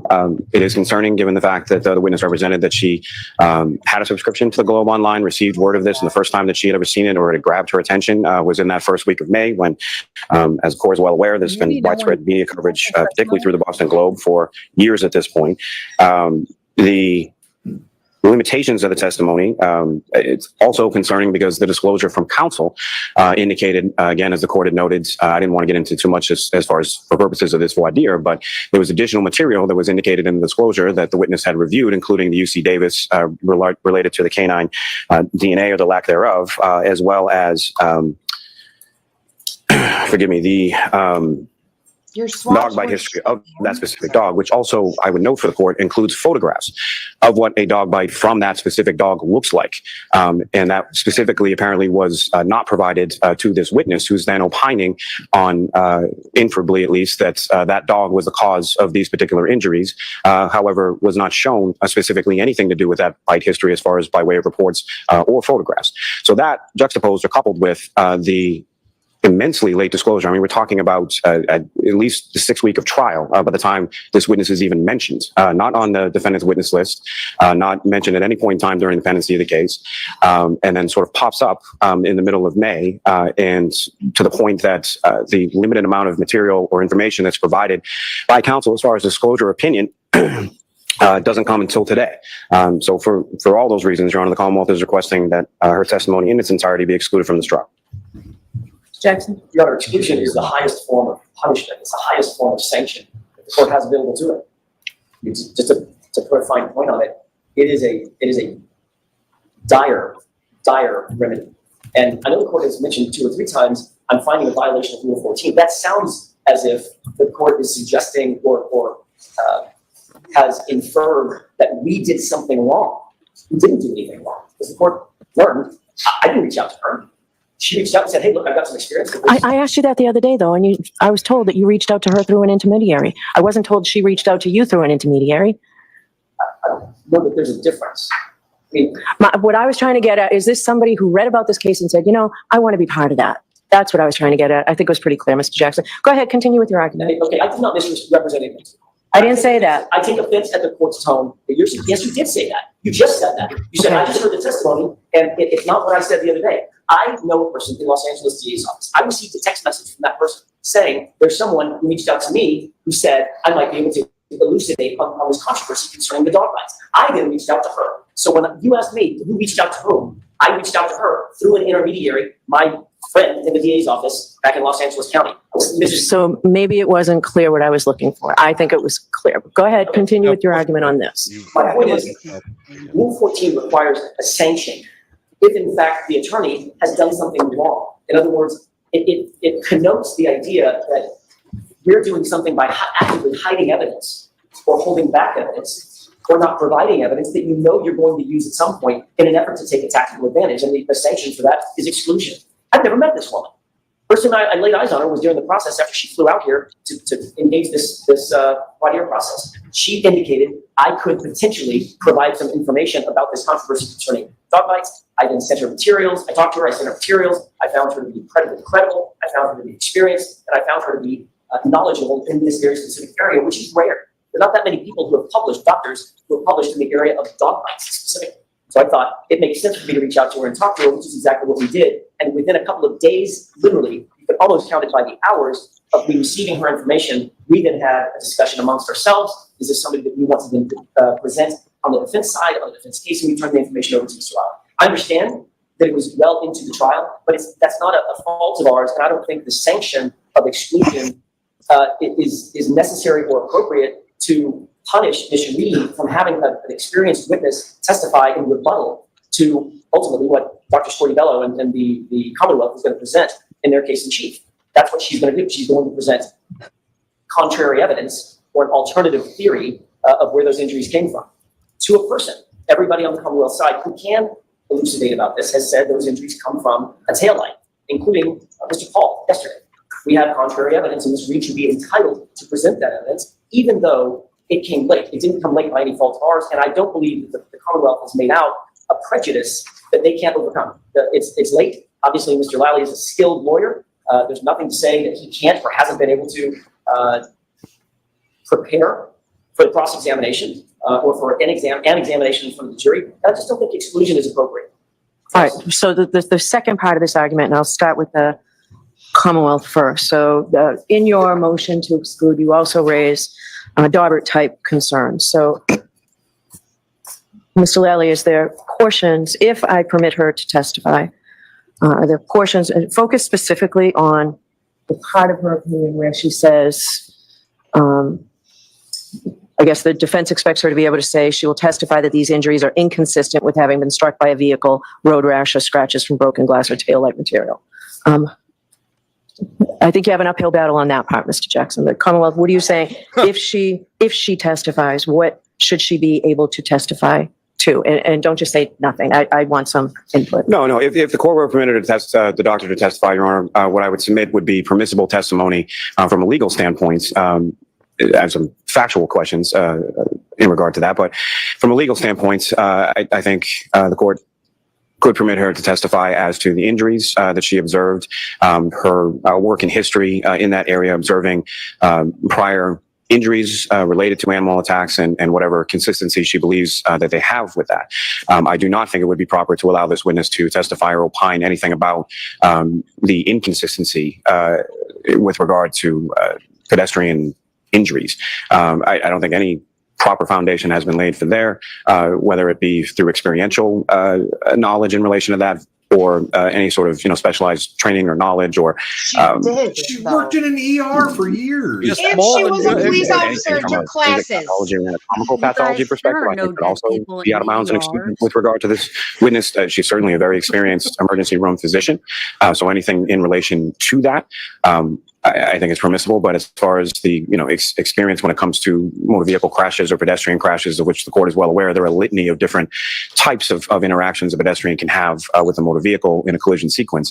And simply saying, well, there was no injuries to the leg, so it couldn't have been a motor vehicle collision is just plain wrong, and not backed up by science or anything else that this witness can testify to from the very limited experience she has in that realm. So if the witness were able or permitted by the court to testify, I would submit that her testimony should be relegated to simply what, if any, opinions her experience, obviously, and then what, if any, opinions she draws with regard to the causation of the injuries on the right arm, as it pertains to consistency there. But I venture to guess that it's likely that those are probably also going to be, in her opinion, consistent with many other causes beyond that, if she's being reasonable. All right, Mr. Jackson? I'll submit, Your Honor. I have no issue with, as I said, I'll submit, I'm not submitting. I have no issue with limiting her testimony to the animal attack issue, the dog attack issue. I didn't, as the court noted, I didn't spend any time, I think I may have asked one question that's consistent with the motor vehicle incident. I have no problem if the court wants to limit her testimony to the dog bite aspect and not the motor vehicle aspect. I wasn't planning on going into that aspect anyway. I've got a medical pathologist who's going to do exactly that. But you did go through it with her, and it's on your disclosure. She brought it up. It is, but I have no problem editing. So why is it on the disclosure, or where Oh the my Commonwealth God, turned over Bev. that she viewed all reports associated with Chloe's bite history and the UC Davis DNA testing? Why is that in there? Because we set that in a Dropbox. We set everything in a Dropbox, and I assumed that she reviewed it. She must not have seen it or opened it or reviewed it. I didn't know. But that's what was sent to her. Everything that's in the disclosure is what was sent to her. If she's permitted to testify, you led her through quite a bit today. You won't be able to. I mean, she struggled with to what degree of certainty she held an opinion. She struggled to what she viewed. She didn't write a report. I have to consider all. She didn't struggle. She didn't just- know the words Right. beyond She the had- reasonable whatever. Yeah, she wanted the specific phrasing. It was, yeah. Bev, you're being And she can remember that disingenuous. tomorrow when she have talked to some expert about what to say. When- Jesus, mother. Let her write F. up a report. I'm sure it wouldn't take long. Jesus. No, she could write that before Lally has finished his case, so he can go out and find his expert to disprove her theory. Yeah. And that expert will say, "I'm going to be sick the day you call me. Mm. I'm not going up against this woman." I would like Well, more than anything for Dr. Russell and Trooper Paul to have a conversation on the stand. I would love more than anything for them to debate how this happened. Well, apparently the doctor the Commonwealth has claims it has, so I can't wait to hear what this idiot has to say. Of these things too, as the gatekeeper, as to whether she can actually assist the jury. So I'm not deciding this right here. Mr. Lally, if I do permit her to testify, I will give you time to absorb this testimony and to find an expert in rebuttal for this. How long might something like that take? Not terribly long, Your Honor. As far as preparation, I can't give an exact time frame on that. As far as a rebuttal witness, I'd say a week at the most. A week? A week from today? Yes. Why don't you start looking at least? All right. Well, I decide I won't know until Thursday. Sure. All right. All right. Anything else on this witness? Submitting, Your Honor. Jackhole. All right. Next witness, please. With regard to Dr. Wolf and Dr. Rensler, this is a different scenario, and I'm presuming that the court is asking for a year on their qualifications. Well, I want to know who did what. They say we. I want to know who did what. So is the court suggesting that I go through their entire testimony of exactly what they did, their testing, their opinions, conclusions, the bases of their opinions, conclusions? However you want to do it, Mr. Jackson, we're here today on the Commonwealth's motion. I realize that, but it's not the Commonwealth's motion to depose our experts. The Commonwealth's motion is they're not qualified as accident reconstructionists. I don't need to go, and I'm not inclined to give them a free bite of the apple to cross-examine these witnesses twice on the basis of their opinion. I will go through, I think, to the court's satisfaction. I don't think it's going to take long to figure out that they're extraordinarily qualified to render opinions, but I don't think it's incumbent upon me to walk through their entire testimony and give the Commonwealth a free bite of the apple like it's a deposition. Whatever you want to do. I'm not telling you what to do. Whatever you want to do. But it's you who just said, "I'm the gatekeeper to figure out if that's useful." Then just qualify them as experts, and then Lally can get up there and say, "What did you do?" This. I read Bev's statement as she will give her limited scope. She's allowed to testify to the dog fight, but she won't be able to talk about if it's a car that did it. Yeah, she's not going to decide until Thursday, but Something up to the court, down here, the truth, the whole truth, and nothing but the truth, so help you God. Yes. Thank you. Very loudly into the microphone. oh, this is going to be fun. Whenever you're ready, Mr. Jackson. Thank you, Your Honor. Sir, could you please state your name and spell your last name for the record? Daniel Wolfe, last name spelled W-O-L-F-E. So what do you do for a living? I am the director of accident reconstruction at a company known as ARCA, A-R-C-C-A. And tell us a little bit about ARCA, if you could explain to the court what ARCA is and what its primary mission is. So ARCA is a forensic consulting engineering company. We have a variety of disciplines that include biomechanics, failure analysis, human factors, premise liability, crashworthiness, and accident reconstruction. You said you were the director of accident reconstruction, correct? That is correct. Is that a specialty of ARCA specifically? Yes, sir. And what sort of contracts does ARCA routinely engage in? No, because he's a police officer and he did a course, so he didn't need that. And all of his imagine if Bev have asked for the same scientific certainty of the answers when he said and stuff. Bev should have said how, because we are the gatekeepers of the jury. But Bev was 5 white claws in and might have been allegedly. Not a Russian bot. These are the experts. These are the people who do this for a living. These are not people who are not permitted to do accident reconstruction, like the guy. Wolfram is over on Mo's channel and Shissy's channel every single day. He Yes, is. I've seen him quite a bit the He's last the few days. supermod for Mo and Shissy. Yeah. Yes. ARCA is a private business who was contracted by the feds. Halfway to Stephen, you and Zach need to have a support group of bad dad jokes. Do dentists swear to tell the truth, the whole truth, and nothing but the truth?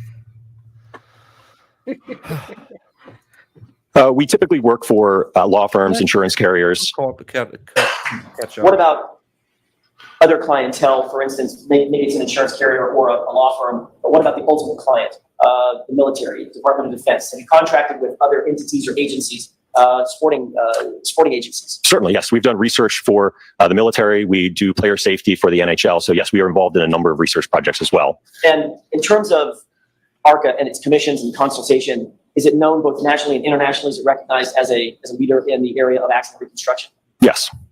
As the director of accident reconstruction, do you specialize in not only accident reconstruction, but human factors as well? Yes, sir. Can you give me a synopsis of the professional discipline of accident reconstruction? What is accident reconstruction? Well, I think that's a very broad topic. I look at the cases that come across my desk. You know, I've been involved with pedestrian impacts, and that could be pedestrians getting the side of vehicles, fronts, backs, getting run over by vehicles, being struck by a vehicle, then projected into another vehicle. I've dealt with your simple fender bender collisions. I've dealt with collisions that involve 60-car pileups on a highway. So again, accident reconstruction in terms of the scope for a case, it can really vary case to case depending on the facts and circumstances of that case. And when you say dealt with, are you talking about literally going into, from an engineering and a scientific standpoint, trying to reconstruct what happened, what the causal effects were of that accident, and what the results were, the resultant damage or injuries were? Absolutely. What about human factors? What does that discipline entail? What is human factors?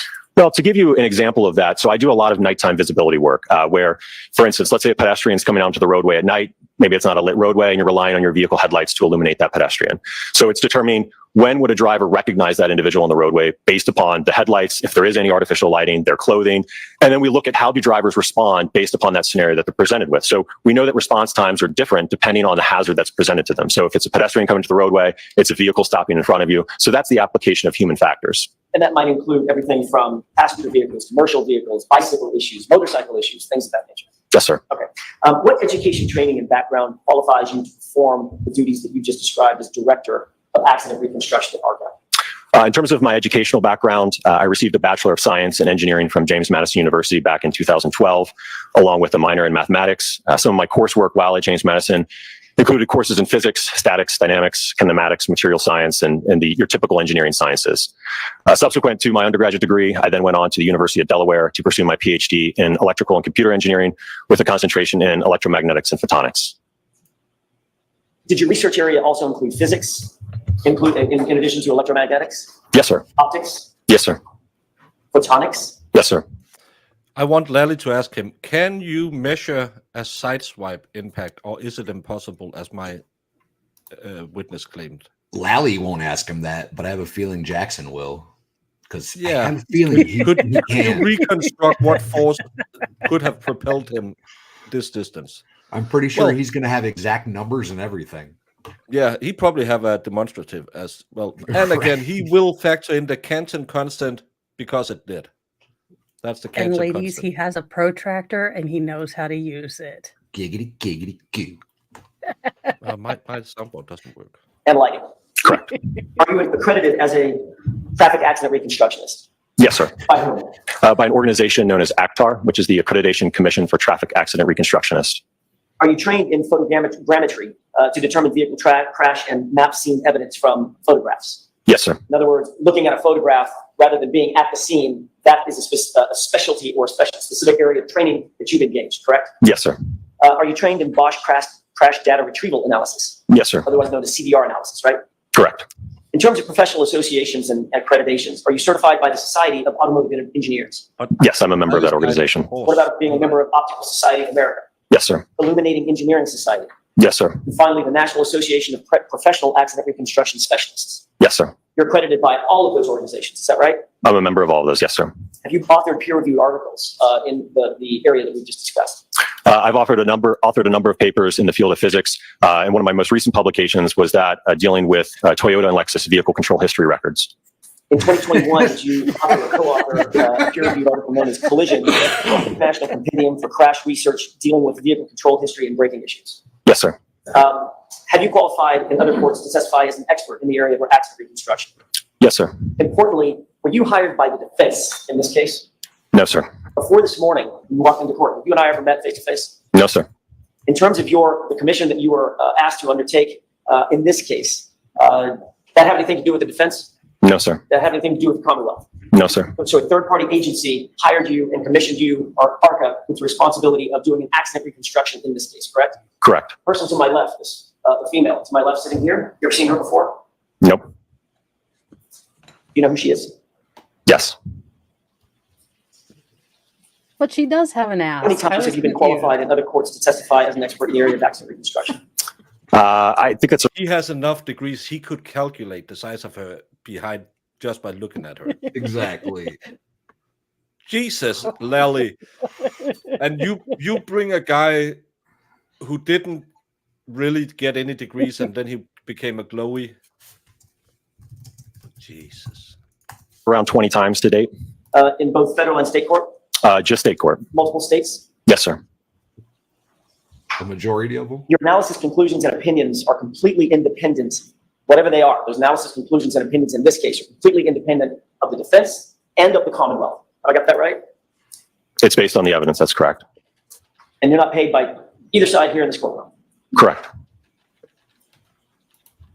You and your team were asked to undertake a review for purposes of accident reconstruction of the case that's now pending before the court. Is that right? That's correct. Who at ARCA was assigned to the team who ultimately would undertake that analysis? So it was myself, Dr. Andrew Rentschler, and Scott Klein. Scott Klein has a Master of Science, is that right? I believe he's got a Bachelor of Science in Mechanical Engineering. Yes. In engineering. Correct. All right. And Dr. Rentschler is a PhD in what area? Biomechanical engineering. Were you provided and did you review certain materials in furtherance of your consultation in this matter? Yes, sir. I can have just a moment, Your Honor. Yes.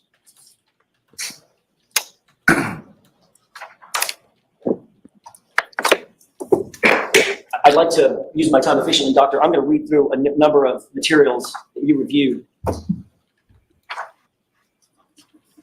Before I do that, may I approach, Your Honor? Yes. Becca. I just want you to take a look at the first 2 pages of that document and tell me if you recognize that. Yes, sir. What is that? What are those 2 pages? These are the first 2 pages from the report that ARCA issued in regards to this matter. Do you see a list of 14 items on those 2 pages? Yes, sir. Is that an accurate reflection of the items that you were provided by this other agency to review in terms of coming to your opinions and conclusions concerning this case? Yes, sir. May I approach, Your Honor? Yes. Those items include the Norfolk SPDU homicide death report, correct? Bev likes guys. We saw that with the British guy yesterday. She smiled to him a lot. This guy, he has a full head of hair. One of the few guys besides Alan Jackson who has a full head of hair in this courtroom. I think she likes him. Lolly's gonna hate him then. He's like, how dare you have hair and qualifications and the FBI. If Bev finds the defense a sanction, I'm going to do another fundraising effort for Karen. Yeah, they'll probably laugh at it and pay it. Correct. I was about to say, Judge Bev Wig is supposed to come in Commonwealth today of Massachusetts to make it Department of happen. State Police crime scene report, correct? Correct. The OCME data. Because Bev wants to know which guy did exactly what in their report, because it's a combined report of 3 people. She wants to know exactly who did what, because that changes the outcome of the report. Dispatch removal report, correct? Correct. Photographs of the incident location. Correct. Videos of the incident location. Correct. Photographs of the 2021 Lexus LX 570. Correct. Photographs of recovered evidence. Correct. Crash data retrieval report from the 2021 Lexus 570. Correct. Report of autopsy. Correct. Autopsy photographs. Yes. 3-dimensional laser scan data of a Lexus LX 570. Yes. A VIN-Link, VIN capital LINK report sheet for the 2021 Lexus LX 570. Yes. Expert autostats data sheets for a 2021 Lexus LX 570. Yes. And publicly available literature, including but not limited to the documents cited within the report, learned treatises, textbooks, and scientific standards, correct? Correct. All of those items and data were reviewed by you and your team in coming to your conclusions and opinions in this case, correct? Yes, sir. And I'd like to ask you one other series of questions concerning sort of who did what. Your report indicates that there were, in no small part, 2 undertakings, if I can ask them in terms of pillars: the damage to the vehicle and the injuries to the body of John O'Keefe, correct? I would say that's a fair characterization, yes. Okay. And I may be butchering this a bit because I'm not being very scientific, but were you more responsible for the vehicle damage or the injury damage? The vehicle damage. And who on your team was more responsible for the injury damage? That would be Dr. Andrew Rentschler. Obviously, Dr. Wolf, in coming to your opinions and conclusions concerning the damage to the vehicle, you had to consider the damage to the human being, correct, John O'Keefe? Correct. And as the team leader, in terms of Dr. Rentschler coming to his conclusions and opinions. Feds, they have nothing to do with any part in the case. The Federal Bureau of Investigations did investigation into this case specifically, and is still allegedly investigating Trooper Proctor because of a lot of stuff. That's why they wrote this report to the feds. Never talked to the defense, never talked to the state, but they were given this 3,600 pages of evidence from the feds that is related to this case. Some of it we have never heard about. It's under special order. You can't talk about it. That's why they always mentioned you were interviewed in another grand jury, because that's the federal grand jury about this case. What that investigation shows, we don't know. There's a lot of people speculating, but as everything else, you don't know anything about an ongoing investigation. But now we get a little glimpse into it with these people. And why do they all have German last names? Germans are fascinated by techniques and forensic. Yeah, Germans like math and efficiency. It's just not always used to the greatest for humanity. It got us to the moon. They did. Maybe. The damage to the human being, he also had to consider the damage to the vehicle and the interplay of the two, correct? Correct. We work together. I was just going to say, is that how you two and Mr. Klein work together to come to the opinions and conclusions that are cited in your multi-page report? Yes, sir. That's all I have, Your Honor. Okay. Mr. Riley? Thank you, Your Honor.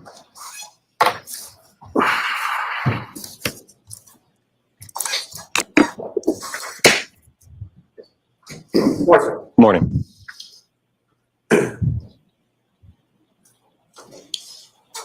Now, you went through a list of about 14 things that are contained within your report that your firm or your agency was provided with that you reviewed, correct? That is correct. Specifically review all 14 of those things, or was that done as sort of a team?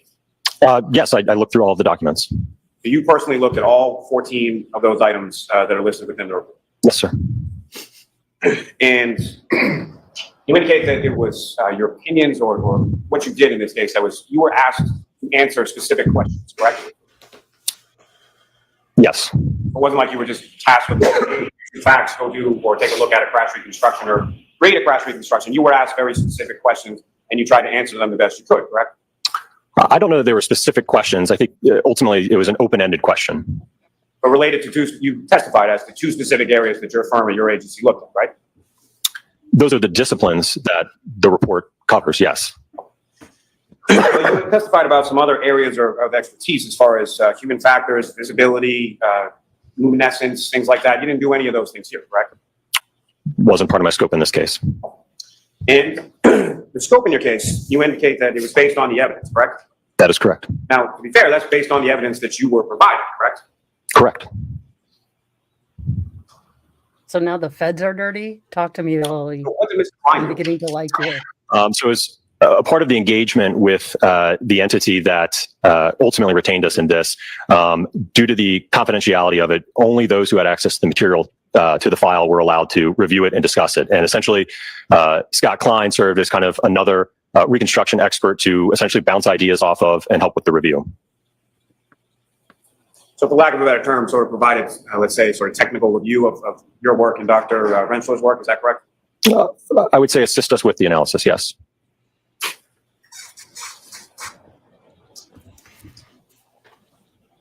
Now, obviously, your firm and your agency issued a report in relation to what you did, correct? That's correct.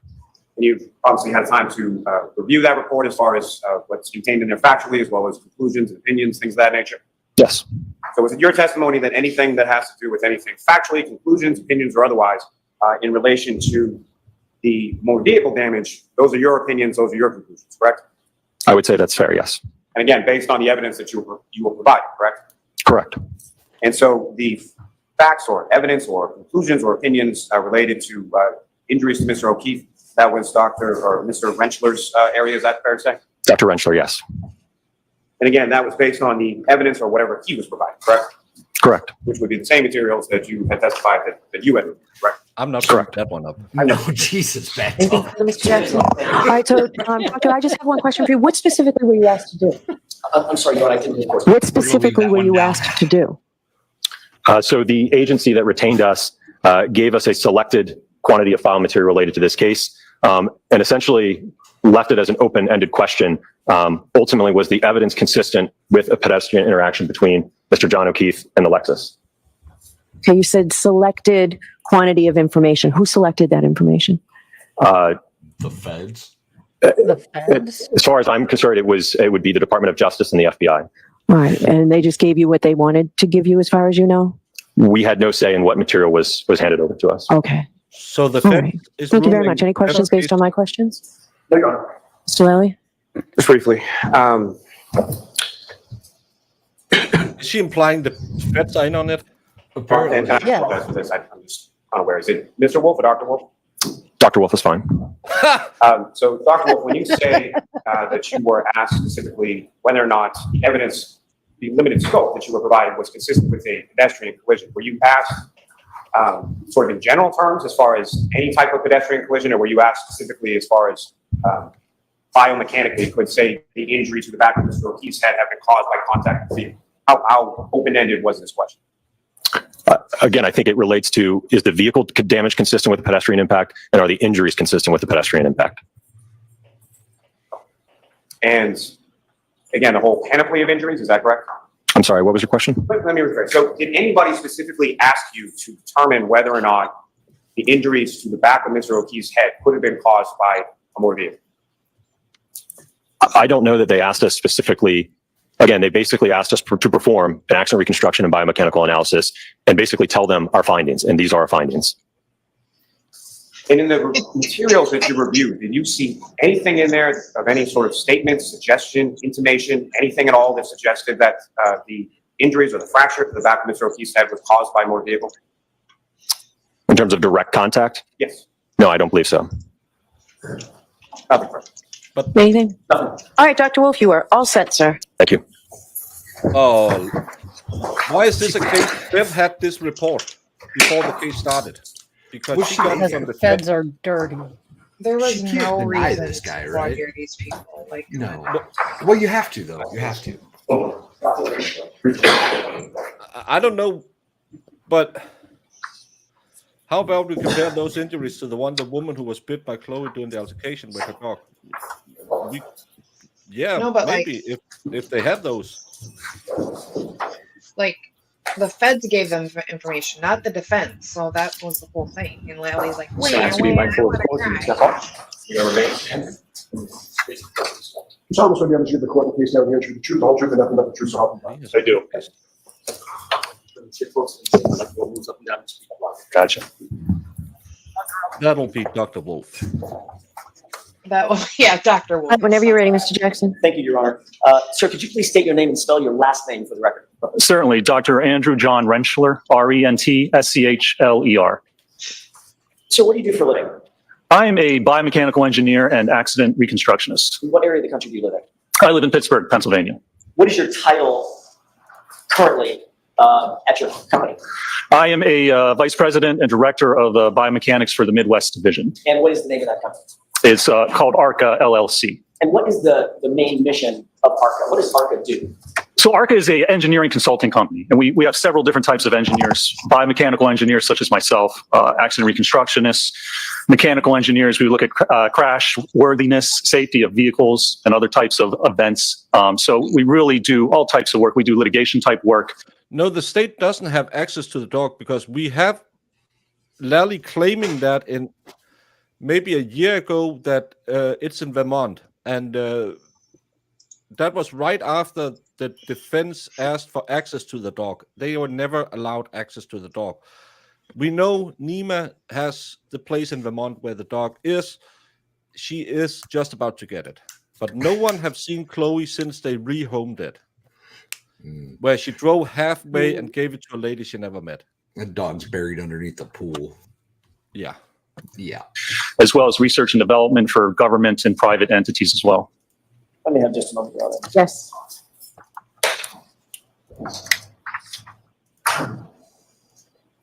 Can you give me a brief synopsis of the professional discipline of injury causation biomechanics? What is that? So injury causation biomechanics is really applying traditional engineering principles to the human body. So as a biomechanical engineer, I look at the response of the body to accelerations and forces and determine how an injury occurs. You know, an injury to the human body is just an engineering problem. For instance, a mechanical engineer might look at a piece of steel and you know the size of the steel and the shape of it. And if you apply a force in a certain direction, that steel will bend and eventually break. Well, we do the same thing, but we look at the human body. How much force do you have to apply, and how does that force have to be applied in what direction or manner to get a specific injury, whether it's a skull fracture, an intervertebral disc injury, a concussion. So we look at the response. They did, and Lally couldn't provide it, even though he claimed that they knew it was in Vermont. To the human body, to different forces and accelerations in different types of settings. And ultimately, our hope is to help mitigate or prevent injuries, whether it's in a motor vehicle accident, sports setting, industrial setting, auto pedestrian impact, try and make products and environments safer for individuals. And that's different from what medical doctors, correct? It is, yes, sir. Little boy walks into an ER with a broken arm, medical doctor wants to reset the arm and fix the arm, correct? That's right, yes. What does a biomechanical engineer want to learn about the broken arm? We want to learn how that break or that fracture occurs. I always say that we kind of approach injuries from two different directions. You have an injury occur. After it occurs, moving forward, that's when the medical doctors get involved. They diagnose the injury, determine the best way to treat it, what's the prognosis. As a biomechanical engineer, I kind of take the reverse direction. We look at, here's the injury, here's what's diagnosed. Well, how did that injury occur? You know, how much force do you have to apply to cause that fracture? How did the bone have to be loaded? How did it bend to actually cause a specific type of fracture? So we really kind of approach the injury from two different directions. Understood. And given that scientific approach, oftentimes you can come to conclusions and opinions, scientific conclusions and opinions about the causation of an injury, correct? Absolutely. Yeah. I mean, ultimately, that's what biomechanical engineering is how does an injury occur? Why did it occur? And what type of setting did the injury actually occur? What type of loading and what type of kinematics do you need to have this injury actually occur? Can you tell the court a brief synopsis on the discipline of human factors? What part does that play in what you do for a living? Well, human factors is a large part of it as well. I mean, from a biomechanical standpoint, we look at the body, we have to know anatomy, we have to know the makeup of the body. And then human factors plays a part of it as well as how individuals respond or what their response is to different types of environments or reactions. It really all plays into looking at a specific event. How did someone react? How did their body move? How was the body loaded? There's all different types of factors that you have to apply. The human factors, kinematics, kinetics, biomechanical, musculoskeletal interactions. It's all these different factors that are really involved in performing an analysis to ultimately look at injury causation. Doctor, as the Director of Biomechanics and Human Factors at ARCA, what education, training, and background qualifies you to perform those duties? Well, I got my Bachelor's of Science in Mechanical Engineering with a minor in Biomedical Engineering from Carnegie Mellon University in 1995. I then went on to get my Master's in Bioengineering and Biomechanics from the University of Pittsburgh in 2002. And then I got my PhD or my doctorate in Bioengineering and Biomechanics from the University of Pittsburgh in 2004. Can you give us a brief work history up to and before ARCA? Sure. So I got my my PhD in 2004, and then since then I've worked in the consulting field for biomechanics. I've worked for a company out in Davis, California for a while called Biomechanical Engineering Accident Reconstruction.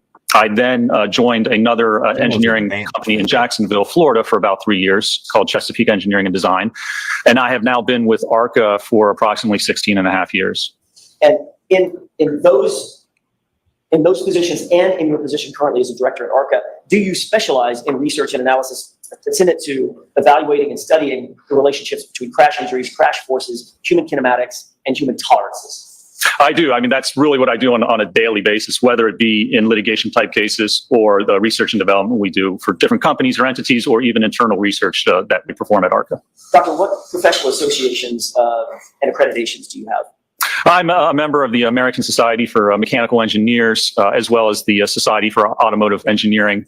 Now, with respect to biomechanical engineering, there's no actual professional licensure for biomechanical engineering. So a PhD or a doctorate is the highest degree you can have in that field. Are you also a reviewer for Archives, Physical Medicine and Rehabilitation and Biomechanical Engineering online? I am, yes. Well, usually if you publish articles in a journal, usually that journal comes back to you and asks you to be a reviewer. So I certainly do that type of work as well. I'd like to ask you a couple of questions about your ongoing education, your professional education after your PhD. Have you continued your education in areas of biomechanics and high impact injuries from the NTSB? I have. I've taken classes through the NTSB and SAE, the IPTM, Police Technology Management Training Center. There's several different Thank you, Jude, for being a member for 8 months. entities I've taken biomechanical and accident reconstruction courses through. So the alphabet soup, if you will, of biomechanical engineering and human factors. Right, yes. And you continue that today? I do, yes, sir.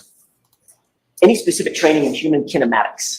Yes, I do have training in human kinematics. Just out of curiosity, how do you define what is kinematics? So kinematics is the motion of the human body and looking at how the body moves. And it's irrelevant or irrespective of the forces that cause that. That's the thing that Lally's expert couldn't answer what it was yesterday. He said it's movement, right? It's a thing that does stuff. It just does something. You mean like science? That poor expert it was part of was math like a class. kid that never read the book, but was trying to do a book report. So it was a heartwarming story, and stuff happened. In the end, I did my homework. Yeah. I'm so glad Karen read motion. So yeah, I'm just happy that these are the feds paying for this. This is your taxpayer paying. Oh, that's true. really looking at for instance, how one body part moves with respect to the next. We can see how the body moves as a result of a specific type of event. You mentioned injury mechanics previously in one of your answers. What is injury mechanics, and how does that relate to biomechanics? So again, that's a subset of biomechanics, looking at the response and the strength of the different parts of tissue of the human body. On a very basic level, to get an injury or have an injury occur, you need really two factors. You need enough force to cause injury to the tissue, and you need that force applied in the right manner. So if I wanted to fracture my elbow, I certainly couldn't take a hit on my shoulder and expect my elbow to fracture. Its force is exerted in the wrong location. And likewise, if I just lean my elbow on the counter here, that's not enough force. So you need the force, and you need the application of that force in the correct manner to produce what we call an injury mechanism. And have you ever participated in any studies or research in this area? In addition to your dissertation, getting your PhD, what about additional studies and research in this general area? I have, yes, sir. Can you describe that for us briefly? Certainly. Well, just at ARCA, I've worked with the United States military. We worked on the design of the MRAC vehicles, the mine-resistant ambush-protected vehicles over in Iraq and Afghanistan. That's a troop carrier, right? That's correct, yes. And the issue there is they go over the IED, the improvised explosive device, and it blows the vehicle up off the ground. So you're getting very large forces and accelerations through the vehicle, through the seat, into the soldier's spines. So we're seeing very traumatic and severe spinal and head injuries. So at ARCA, we work on what we call an energy-absorbing seat design. So when the vehicle gets blown off the ground, that seat is designed to absorb the force and the energy to protect the soldier's spine and their head. Did you take part in the design of That's this? true. I did, yes, sir. Has that been employed by the Department of Defense? Yes, it has been. And our troops And are helicopters. utilizing that new seat design, that safe seat design in that troop carrier to this day? As far as I know, it's from what they'll tell us. Yes, sir. Understood. Are you also published in this field, Doctor? I am. Yes. Can you give us a couple of examples of current studies that you're involved in or publications that you've done in the recent past concerning bioengineering and the impact or the association that it has with human factors? Sure. I mean, and another project I'm working on is we work with the NHL actually at ARCA. We have an ongoing, we have an ongoing relationship with the Department of Player Safety. For instance, we helped redesign part of the rink in every arena. They had at the end of the player area, there was basically a 90-degree stanchion where the glass met. And so players are kind of getting checked down in the boards and then hitting up against the glass. And actually, somewhat ironically, it was Chara hitting Pacioretty into the glass in the Boston-Montreal game and caused a cervical fracture and concussion.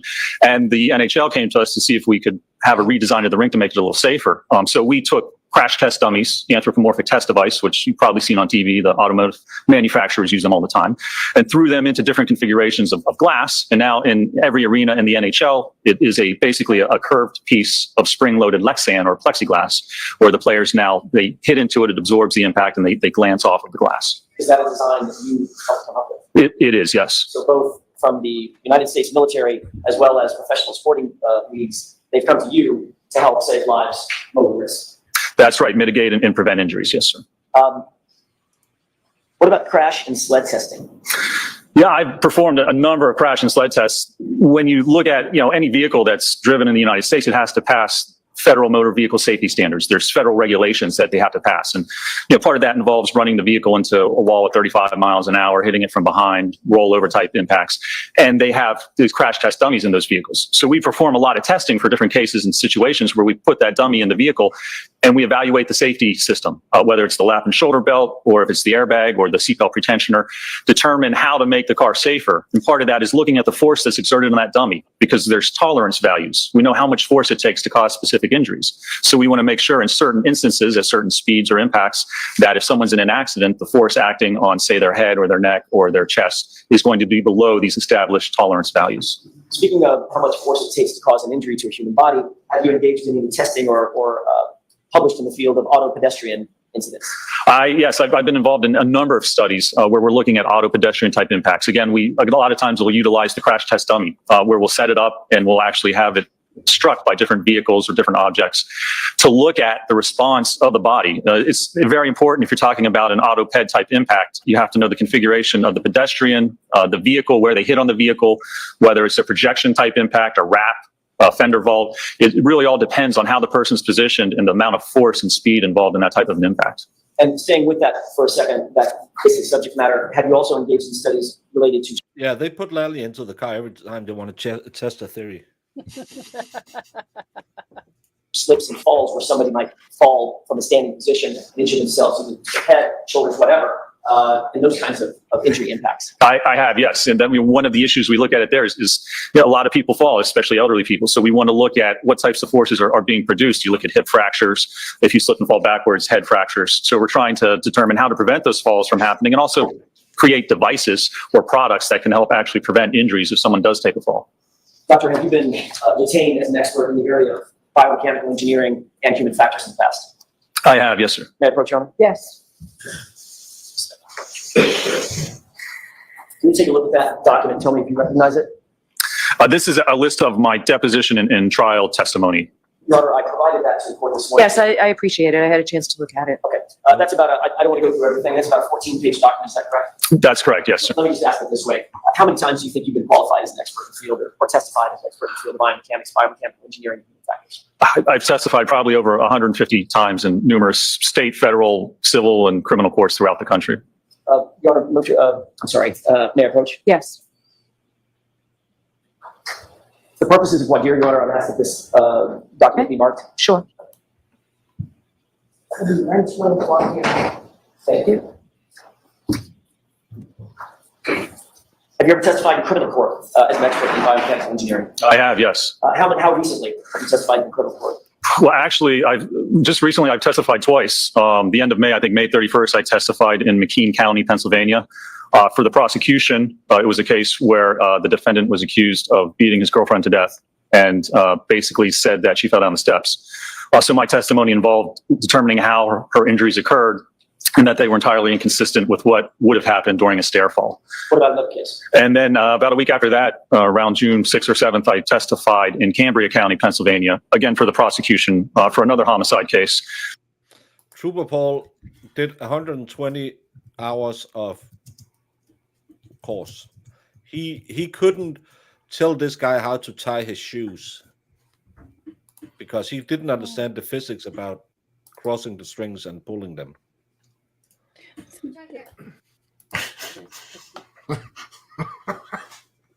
That was a little mean, Baker. That was a little mean. You know he uses Velcro. He doesn't tie his shoes. Oh. This guy is a professional expert. He testifies all the time. He's brought in. If you have a slip and fall from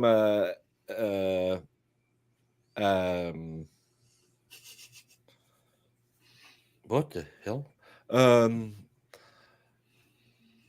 If someone has a slip and fall, he works for the insurance company to prove if it could or it couldn't have happened, and all of this. So he's a professional expert.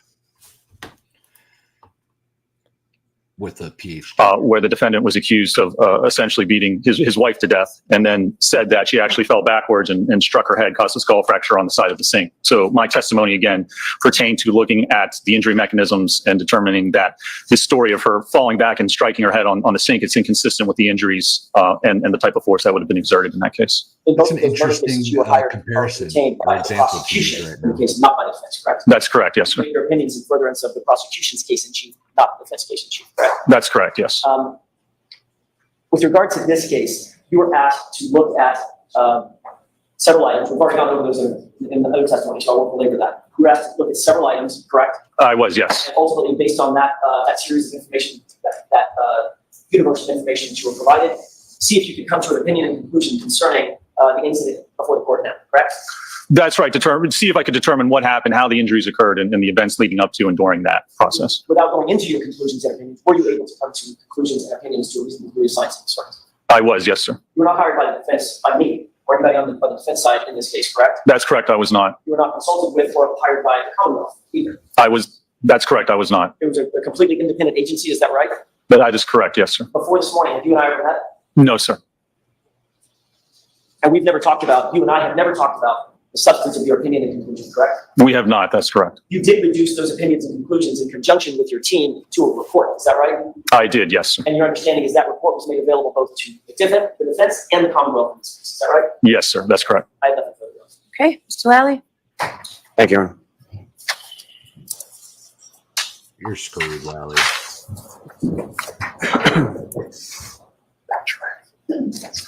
Good guess. A few questions for you, sir. Good afternoon. Good afternoon, sir. Now, with relation to your work in this instance, in this case, were there any limitations as far as confidentiality or anything that were put on you or any of your team? What do you mean by As confidentiality? far as who, what, where, and how you could discuss what you did? Well, yeah, I mean, certainly we just discussed with who we were retained by in this case. I don't believe I discussed the case with anybody else except for my cohorts who were also involved in the case. And so my question, sir, more is geared towards, at some point you were made aware that your report and your findings were made available to both the prosecution and the defense in this case, correct? I was made aware of that, yes, sir. And when you were made aware of that, was there any limitations on given to you as far as who you could discuss your report, your findings, or anything with?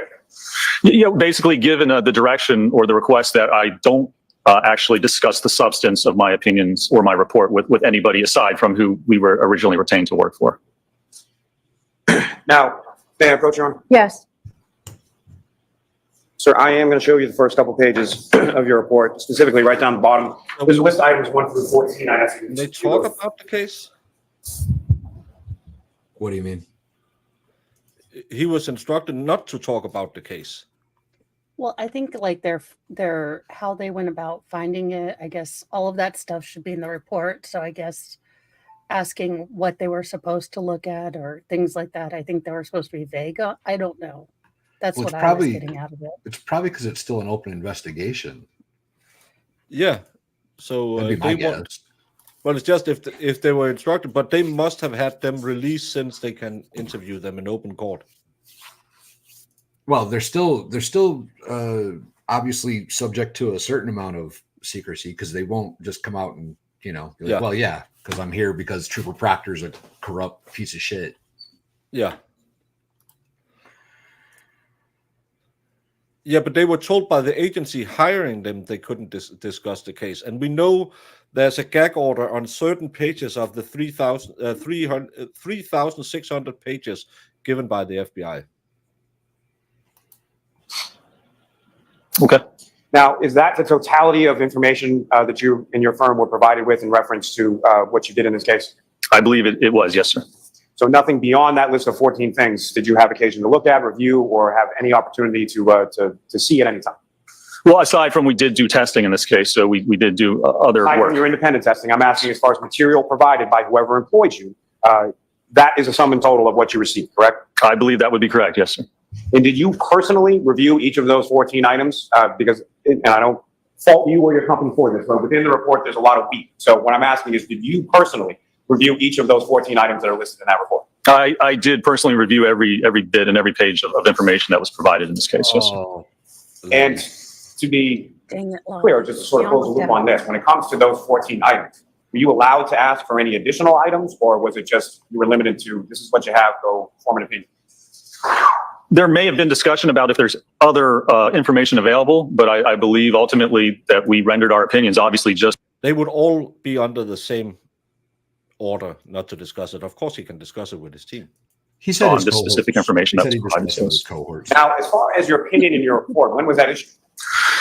February 12th of 2024. So that date on the top of the report of February 12th, 2024, that's when you sent the report to the people that contracted you to do the analysis in the first place. That's correct, yes, sir. May I approach you? Yes.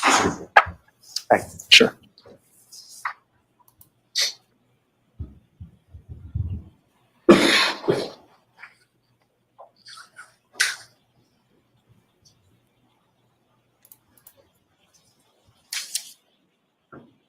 Now, am I correct? And what I'm trying to ascertain here, Doctor, is just sort of the different roles that you and the other members of your team performed in reference to this. Am I correct in that your primary role in this pertained to sort of biomechanical engineering analysis of injuries sustained by Mr. O'Keefe? That would be correct, yes, sir. And not to put too fine points on it, but Dr. Wolf would have been more responsible for issues related to the vehicle itself. Generally speaking, yes, that would be correct. Obviously, there's some interaction between damage to the vehicle and injuries to Mr. O'Keefe, but as far as your primary sort of any opinions contained within this report pertaining to injuries to Mr. O'Keefe, those would be your opinions, correct? Yes, any opinions or information with respect to the injuries would be my purview and my opinions in this matter, yes, sir. And concomitantly, so any opinions related to damage to the motor vehicle, those would be opinions of Dr. Wolf, is that right? Well, to some extent. I mean, certainly I would have opinions as well based on the interaction or alleged interaction between the body and, for instance, the vehicle in this case, and what damage to both the body as well as the vehicle you would expect. So I think there's basically some overlap between those issues. I wouldn't say that it's a complete separation. And so, and again, Doctor, what your opinions or ultimate conclusions are, whether they be yours or Dr. Wolf's or a combination of the two, it's all limited based on the information and the evidence that you received, correct? It certainly is based on the information that we reviewed and listed in our report. Yes, sir.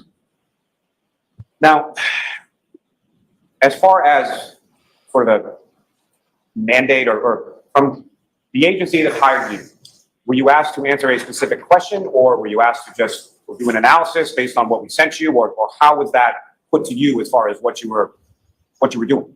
There was a specific request that we were asked to perform and to evaluate in this case.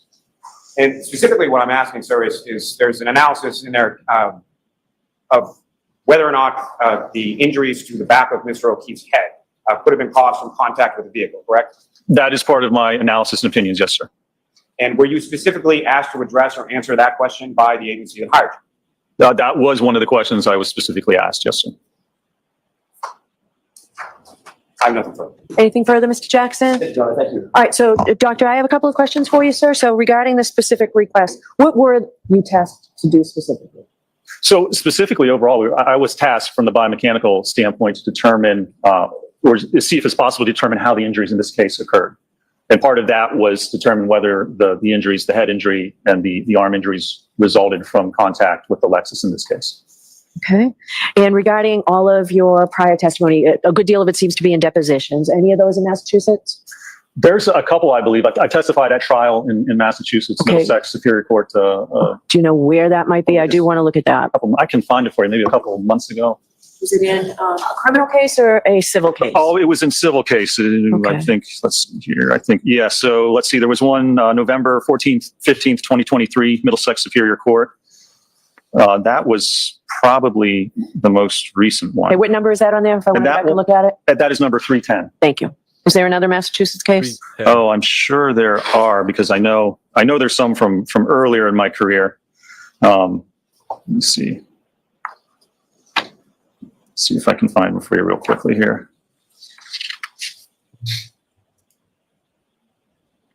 This.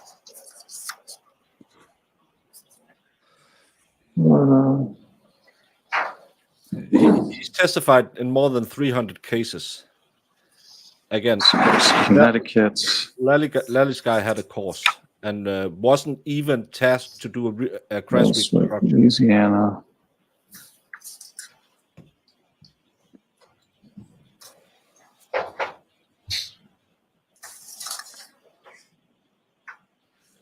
Well, there's 68.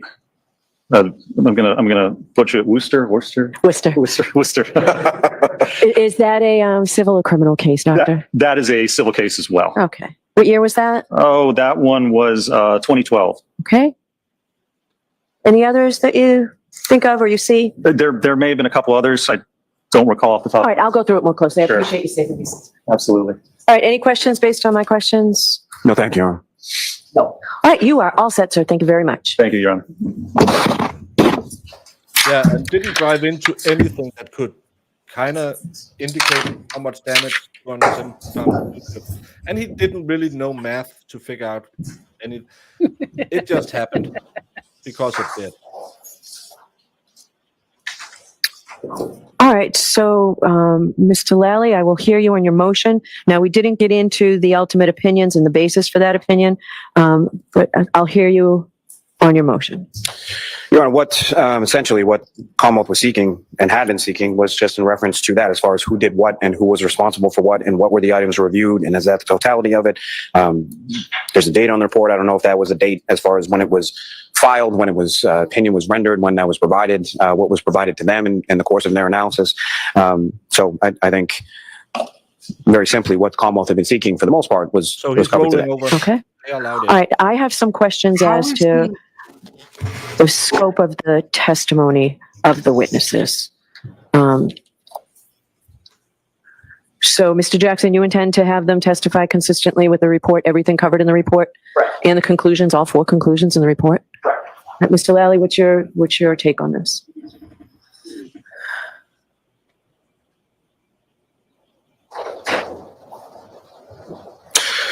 I do have an issue with number 4. I don't think they're qualified to testify to. I don't think either of them is qualified to testify to that. That's more of an area of forensic pathology. What do you say to that, Mr. Jackson? Bullshit. Don't you have to have a medical background to be a There's biomechanic? currently insufficient evidence to determine the cause of Mr. O'Keefe's skull brain injuries or the circumstances surrounding the event. That is well within the scope of their expertise. Obviously, I don't think I have to. What?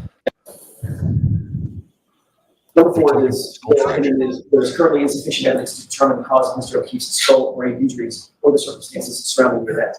That is well within the scope of their expertise. Obviously, I don't think I have to beat this dead horse. They are highly qualified to review all 4 opinions. And if the evidence, in their opinion, their expert opinion, to a reasonable degree of scientific certainty, which is what's evidenced here by the report, is that there is insufficient evidence to determine the cause of Mr. O'Keefe's injuries, then that is an opinion that they are well within it's well within the scope, but they can testify to.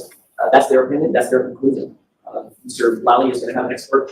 Paul, who's going to differ, has differed in that opinion. So be it. And I would have kept it out. Remember, I would have kept out any medical part had there been an objection. And when you objected, I sustained the objection. I think we're talking about 2 different things, apples and oranges. That's not, Cooper Paul's opinion is that his injury or his injuries, or I think he said variously that it was blunt force could have come from the curb, or it was blunt force because the road was blunt. That was his opinion and he's sticking to it. This is contrary to that. Both of these individuals have come to the conclusion and opinion that the evidence is insufficient to support that determination. It's well within their purview to testify to that. No, if I may, I don't think that's her actual opinion. I initially didn't think of it in these terms as it's phrased on the cover page of the report. If you look at the actual opinion, I was looking at the last page. Are they the same on the front and the back? I think the front is a little more definitive and concerning. The back, I think, more as to it's consistent with a whole multitude of different things. So the fact that I don't really think that's an opinion at all, to be honest with you. All right, I'll take a look at this more closely, give you a decision Thursday. It's All that right, I did not expect it to go this quickly. We could have had the jury here, but I'm sure you all could use the afternoon to prepare. All right, Mr. Lally, let me know Thursday if you need, are you ready to go forward at least with your case on Thursday? Oh, yeah, sure. Let me know Thursday if you need additional time. If I let Dr. Russell testify, how that impacts our schedule. Absolutely. All right, but I don't want that to be a concern of yours, how it impacts the schedule. That's my concern. I just need to know. All right, so anything else? For the comment. I think that's it. Thank you. Okay, we'll see you Thursday morning. Court will rise.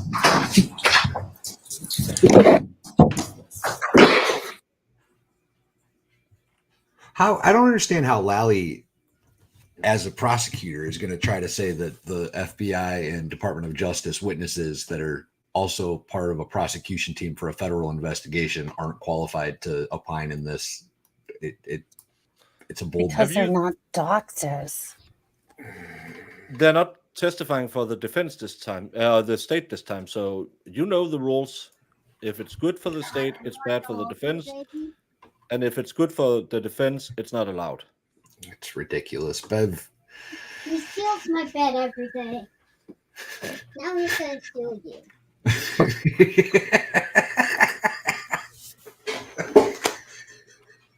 Yeah. I'd be mad about it too, kiddo.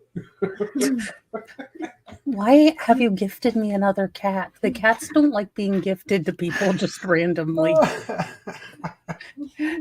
Youngest, most feral will be testifying to the cats taking over his bed. He's an expert witness.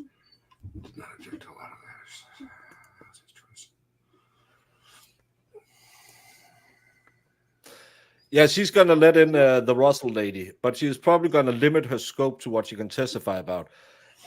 But she has to let these two in, though, right? The two ARCA guys? These two can't come out. They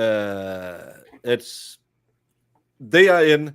Their very clear testimony will be no way, Jose. Pretty much. This is a legal term that means we would laugh in your face, Lally, but we're professionals. That's exactly what it means. Yeah. And when they testify to this, because I don't know if you noticed the difference between them and Lally's witnesses, but most of them could speak in full sentences. Yeah, and in a way that's illuminating, not more confusing. Yeah. It's again, that's what I talked about. The battle of the experts. One thing is having the smartest guy in the room, but that doesn't matter if you have the worst communicator in the room. You need a guy who can dumb it down. And I'm a bit sad we didn't get to hear from Rich Green from Florida talking about the. I still don't understand what we were taught yesterday about cell phones. Well, I have no ideas. That was intentional. We weren't supposed to understand that. Nobody was. Yeah.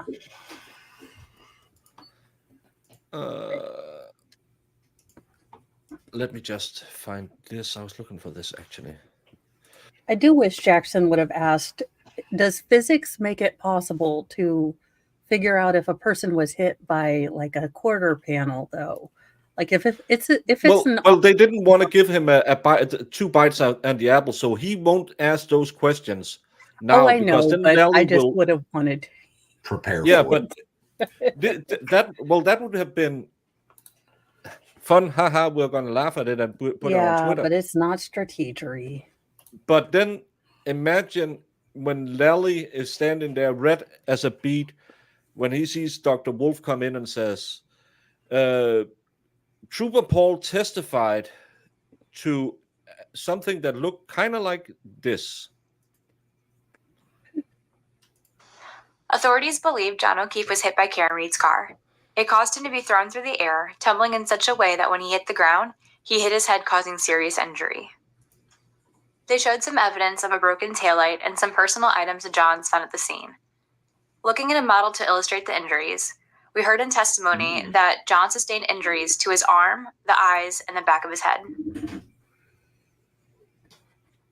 Let's look at the injuries to the arm. As a vehicle backs into John, we can see how the taillight would strike the side of his arm, breaking into sharp pieces and cutting him. Moving to this dent indicated in red, it's believed that this is where the glass John was holding hit the vehicle and shattered. Here's a photo of the prosecution's belief that this dent represents where the glass had hit the vehicle. With the prosecution's theory, John is hit and thrown into the air. When he comes back down, he strikes the back of his head, causing serious injury. This type of head injury will cause black eyes, commonly referred to as raccoon eyes. All of this seems possible, but there's a lot of missing things that don't make sense. For instance, the lack of injuries being shown here in red. You would expect to see many injuries, some on the hips, the elbows, the shoulders, and the rib cage. Especially if your ribs and arm were hit with such force that you were knocked out of your shoes and thrown 20 feet to the ground. It's also the lack of evidence on the clothing. There's no abrasions, scrapes, tears, or stains that would indicate sliding on the ground. I personally question that a glass in one's hand could cause this pattern of dents and chipped paint. After all, the hand surrounds the glass like a layer of padding, and the speed is no more than tossing a softball 12 feet into the air and letting it hit the ground. Lastly, this is presumed to have happened at 12:40 a.m. At this time, Jennifer McCabe was diligent in seeing John O'Keefe, standing at the front door and watching for him. Even seeing him, she texts him to park behind her.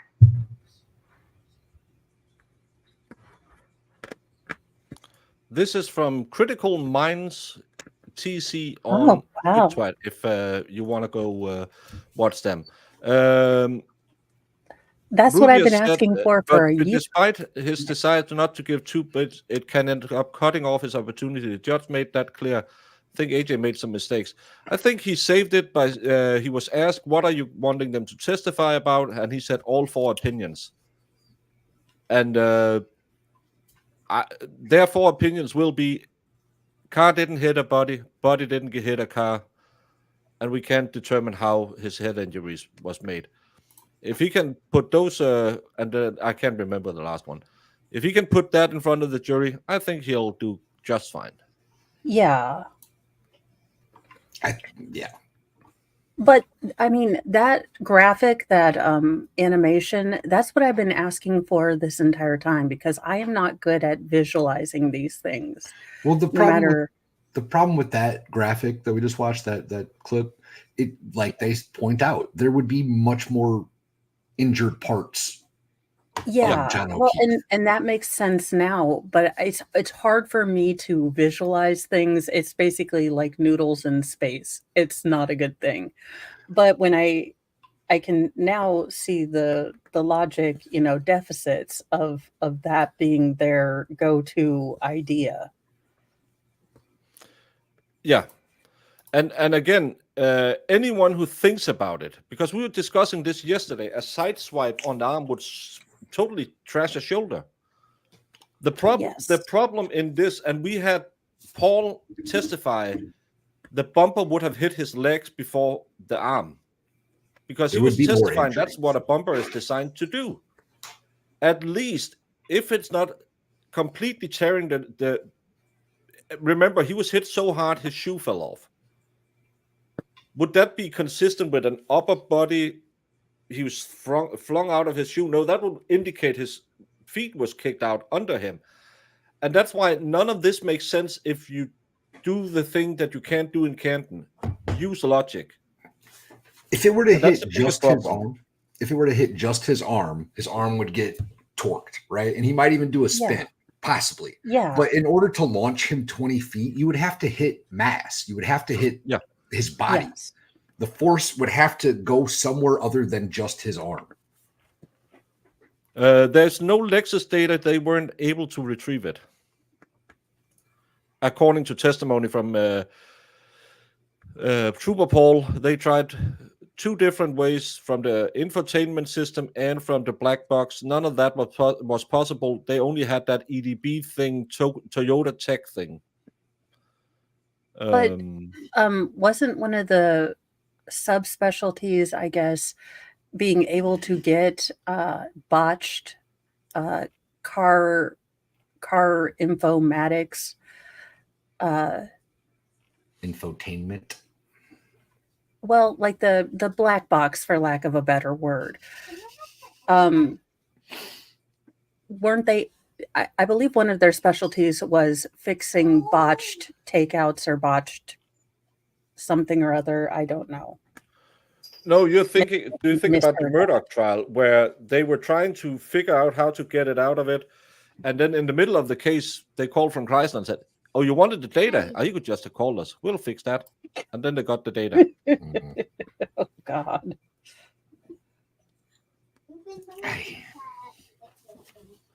Yeah, but they have the report, and they have a clear report testifying to that. And she asked, "What are you wanting them to testify on?" And he said, "All 4 points of the report, everything in there." So I think it's totally cromulent. He's allowed to put everything in. I don't see how you can see she's gonna, because she didn't ask about limiting anything else than opinion 4 that we can't determine how the brain injury occurred. That was the only limitation that was talked about. So I can't see how he did anything wrong. I'm not a lawyer, but I will say that I do think that they are allowed to make that for opinion, which is that we don't know how this happened because it's inconsistent with the, supercomputer graphics that we put together. We got a bunch of test dummies. We gave them waterfall glasses. We had them fight with their, dummy girlfriends. I mean, we recreated everything, and there's no way to get that particular set of injury. I don't know who pays, if you can even get the police to, because I don't know, they also ruined her tail light. Not the breaking of the glass, but they dismantled it totally wrong. It's yeah, I don't know, but anyway, this was, as always with Bev, we don't get a ruling. We'll have to see. I don't see how she could possibly deny any of the 3 of them. Dr. Russell, sure, limited, but the other 2, I don't get it.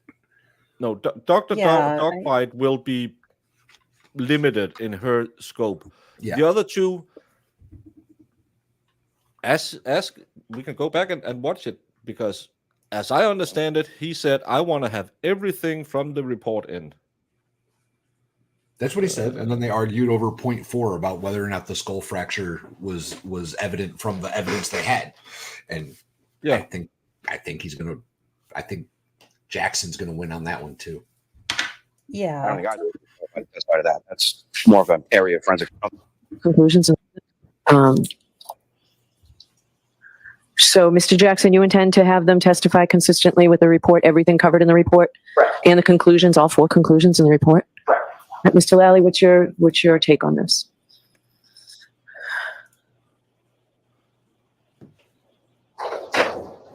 So he just said everything. I do have an issue with number 4.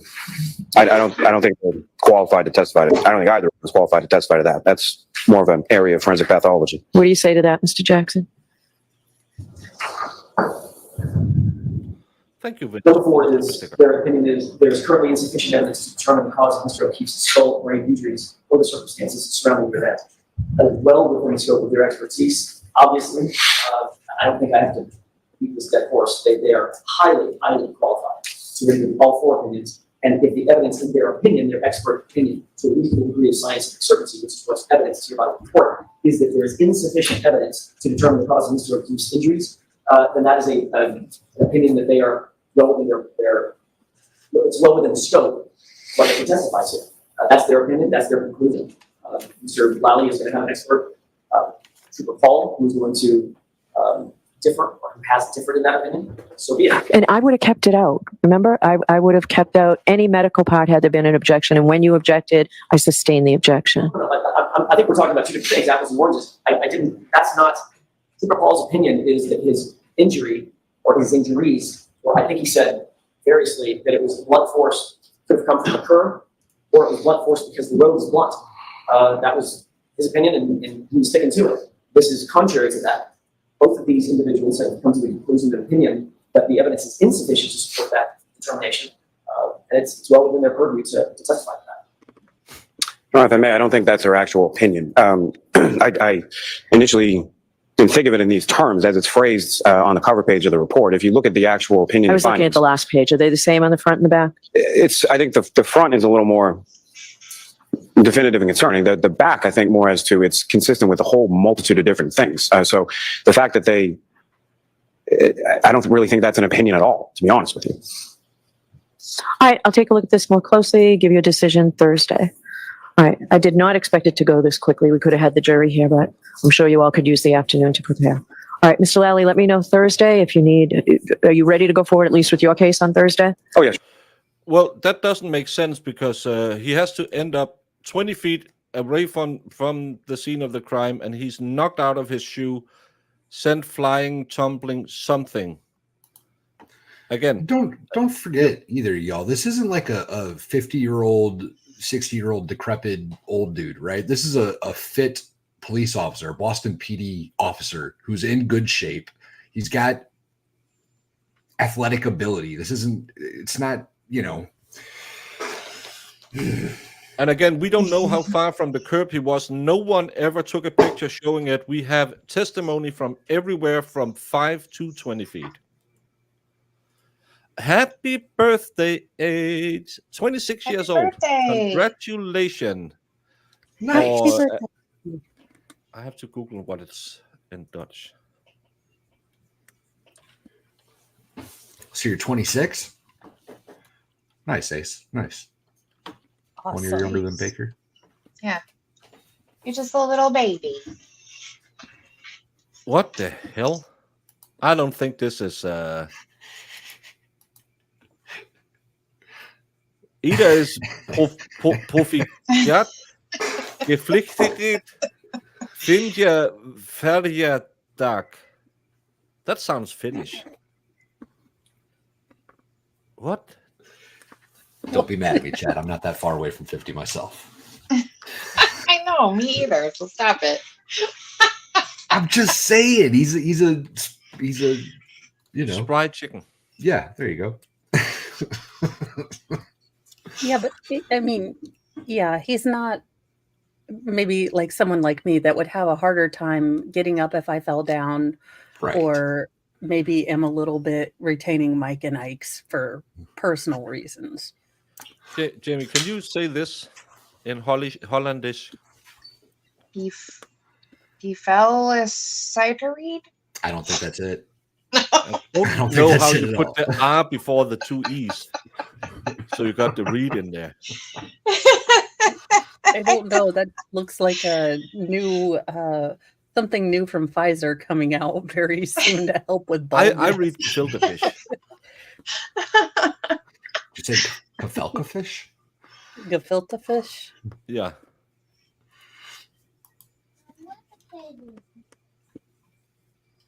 Couldn't give that info. Well, they got into all of that, how they are trained in this and work with this. I think I have seen way less presented by experts who was allowed to testify on way broader scopes. It might not be cromulent, and Bev might try to rule against it, but I've seen a guy who was made an expert in phonology by doing this in an office without having any proof of what he did.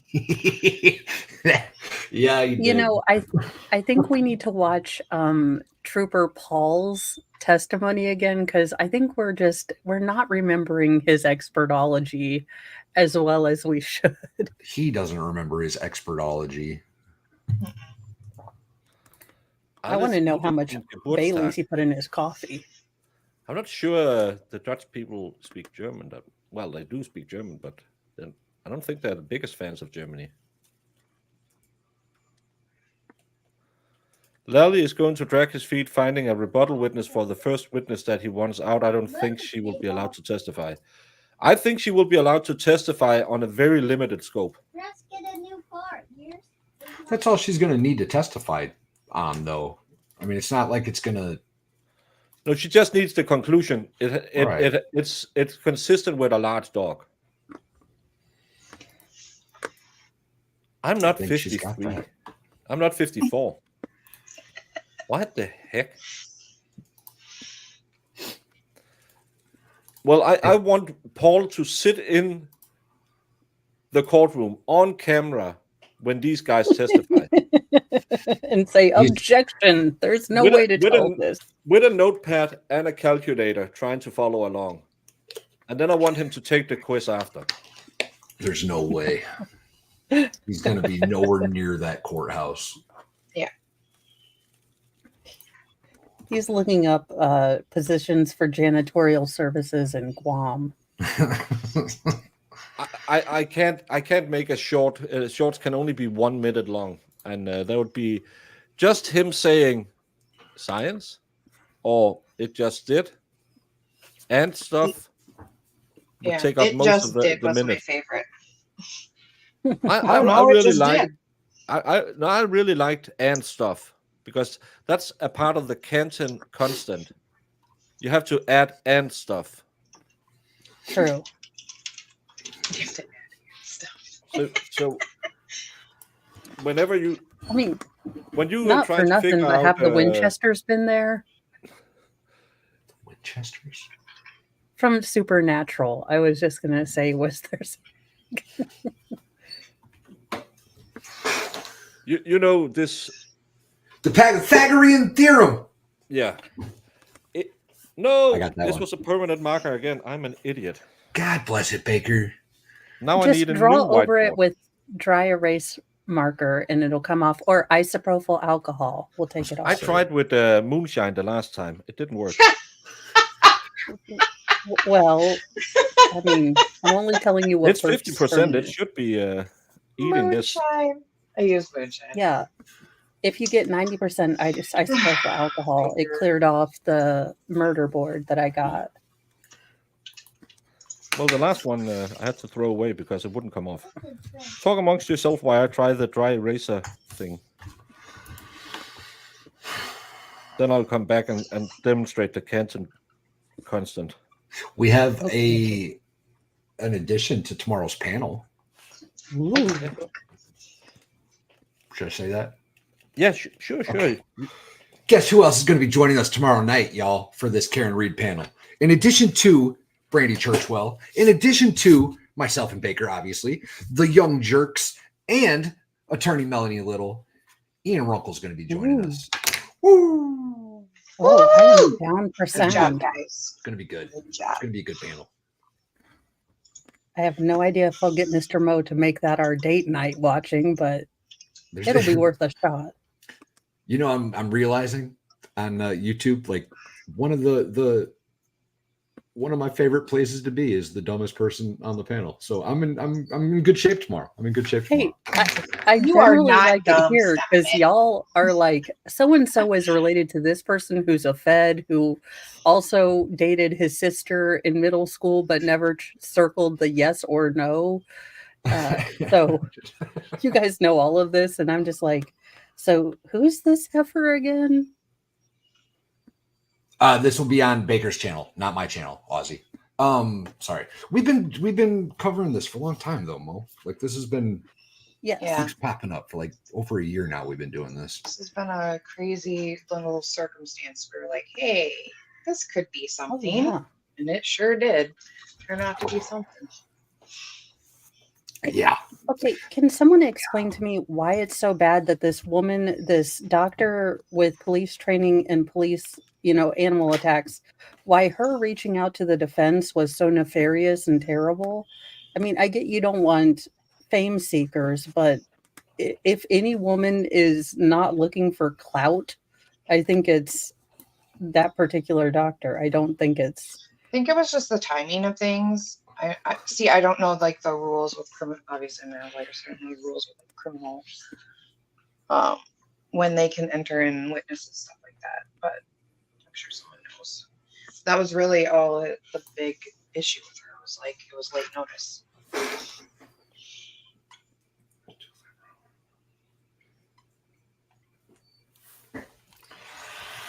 And didn't the doctor also say she worked as a coroner? So I understand that a pathologist is generally the coroner, but she was filling the role that required her to give her opinion as to how a person died and, sort of the manner of it. I'm not So- sure. I'm not sure if there's a more qualified individual in the country to talk about whether or not these are dog bites than this woman. Trooper Paul. Yeah, that's He did 120 hours. Well, you're right. How could I forget those 120 hours? Jamie, this is the Canton. CC. You have the Pythagoras in Canton, and then you have to add the Canton constant. So this is how you solve that. That's C divided by 2. Oh, okay, a squared, b squared equals c squared. Okay, and stuff. Solved for Divided stuff by- and just did. Makes perfect sense. It's like That's I'm how- watching A Beautiful Mind. Yeah. It's just Canton science. Yeah, that was the dumbest thing I heard Bev say. It was like, oh, she wasn't very sure on her conclusion or whatever. It's like, she just said to you, what was the typical word you use or whatever? And you're over there like acting like she's just a jackhole. Right.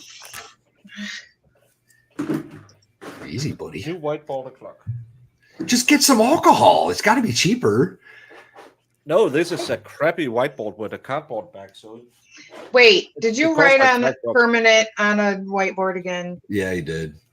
Jamie, you should watch the show. I just said it. Well, I didn't. I must have missed that part. Y'all, if you didn't know, he was writing his gang signs on the other one and killed it last year. East Side Posse. East Side Posse. Yeah, the East Side Posse. Yeah. Oh. I don't You know, have any actually, I bet WD-30. I have WD-40. I think Monster might That take might it off work. too. The energy drink Monster. Again, I tried 50%. This is really crappy. You can see it's just a cardboard bag, but a very. Oh, It cost me $5. It'll cost more to get alcohol to take it off. I could drink True. that instead. How do you like them apples? that is a better idea. Although, have you tried Malort? Because I think that we might have found the only reason to have it. There it is. There it is, y'all. Yeah, that's the satanic bottle I bought. Kill the rest of it, Baker. Kill it. Oh, now my room is going to smell like my lord. Oh. Well, You should drink that's the the rest of that Axe bottle. body spray of liquors. This is worse than Axe body spray. This is bad. Old Spice before they did the revamp and became cool. It's like Brute. Yeah. Brute. Fruit. Malort doesn't work. Aqua Velva. Oh my god. All What's those up, Lefty? crazy man colognes. They Well- get at the pharmacy. Did I do it? Do it. You have to, man. You opened it. Yeah, you can't. It'll just evaporate, and then you'll get room drunk. You don't want that. You'll hotbox yourself with Malort. Baker. Baker. Baker. Baker. Baker. Baker. I don't have I love anything that we have to to summon up strength. Get it, bro. Are you ready, Brandon? Courtesy of FD Food Fairy, y'all. Geglückliche Feiertag I think is happy birthday. On your birthday, and Jamie's birthday tomorrow. Happy Oh, birthday. it is. Yes. Thanks. Oh, it comes out of that little bottle so slow. Yeah, it does. It was like, why is time slowing down? And I swallowed. Why isn't it going away? Oh, Oh God. my stomach just got upset watching it. Yeah. Yeah, it made me cringe a little bit. What is that? A bottle for ants? It's a 5 ml bottle. It's It's a one of double the shot. airplane bottles. Yeah, I'm not allowed to drive a car. That was my lord. Malort, bro. Malort. Jepson's Malort. The aftertaste is really bad.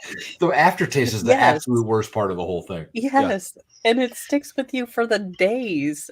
You'll be like, where did that's been 3 years ago. Why is I still taste that?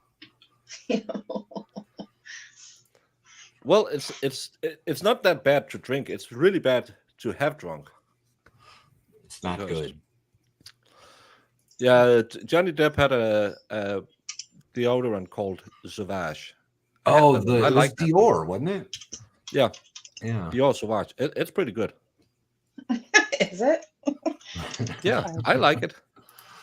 I Malort avoid reminds those me- perfume snipers in the mall. So It's Jamie's birthday tomorrow. Happy birthday, Val. Thanks, Bad Duck. Yeah, Val shares her birthday with me. You know? I share a birthday with everybody. Mhm. We get to celebrate every Tomorrow, day. as we talked about, no court, but a class panel. It's gonna be good. Gonna be good. Let's do this. hey guys, it's Mo. I will be doing nightly newsy news at 7. And then hopefully I'm just gonna He's still choking over there. I will probably be doing Shizzy, whatever Shizzy's doing after my stream. So come over and hang out, and we will have more shenanigans in the news. Yay. Y'all, this is gonna be it is what it is. Tomorrow's gonna be awesome though. We've got myself, Baker, on Baker's channel, attorney Melanie Little, the Young Jerks, Brandy Churchwell, and joining us freshly as of this morning, Ian Runkle's gonna make an appearance. Runkle of the Bailey will be there as well. Other than that, I don't have anything planned aside from the Karen Reed case until What time is it at? 8 p.m. Eastern tomorrow on Baker's channel, 8 p.m. Eastern, y'all. Cool. June 29th, the Lego stream schedule with Max Murrah. And I think that's about it. We got a couple next month in July, but we'll get there. Yay. Hi, everybody. What a wonderful day it was. I got nothing. I hope you have fun.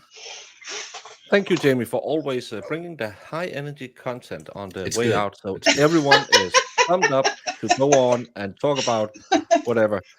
Tomorrow, 8 p.m. Eastern. I'll have to figure out how to sleep before because that'll be 2 a.m. my time.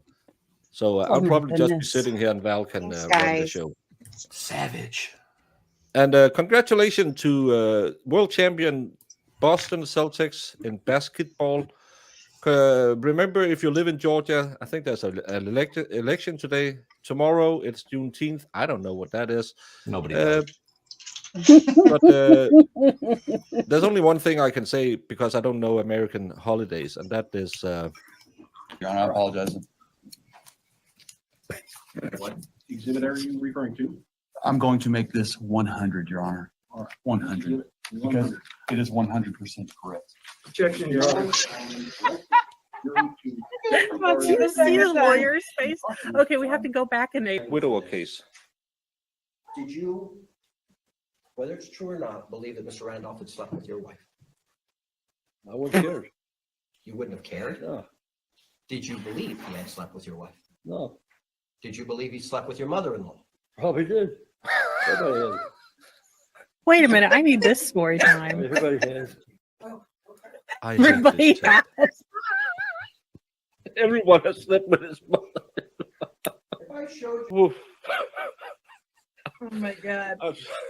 I'm having a Jamie moment.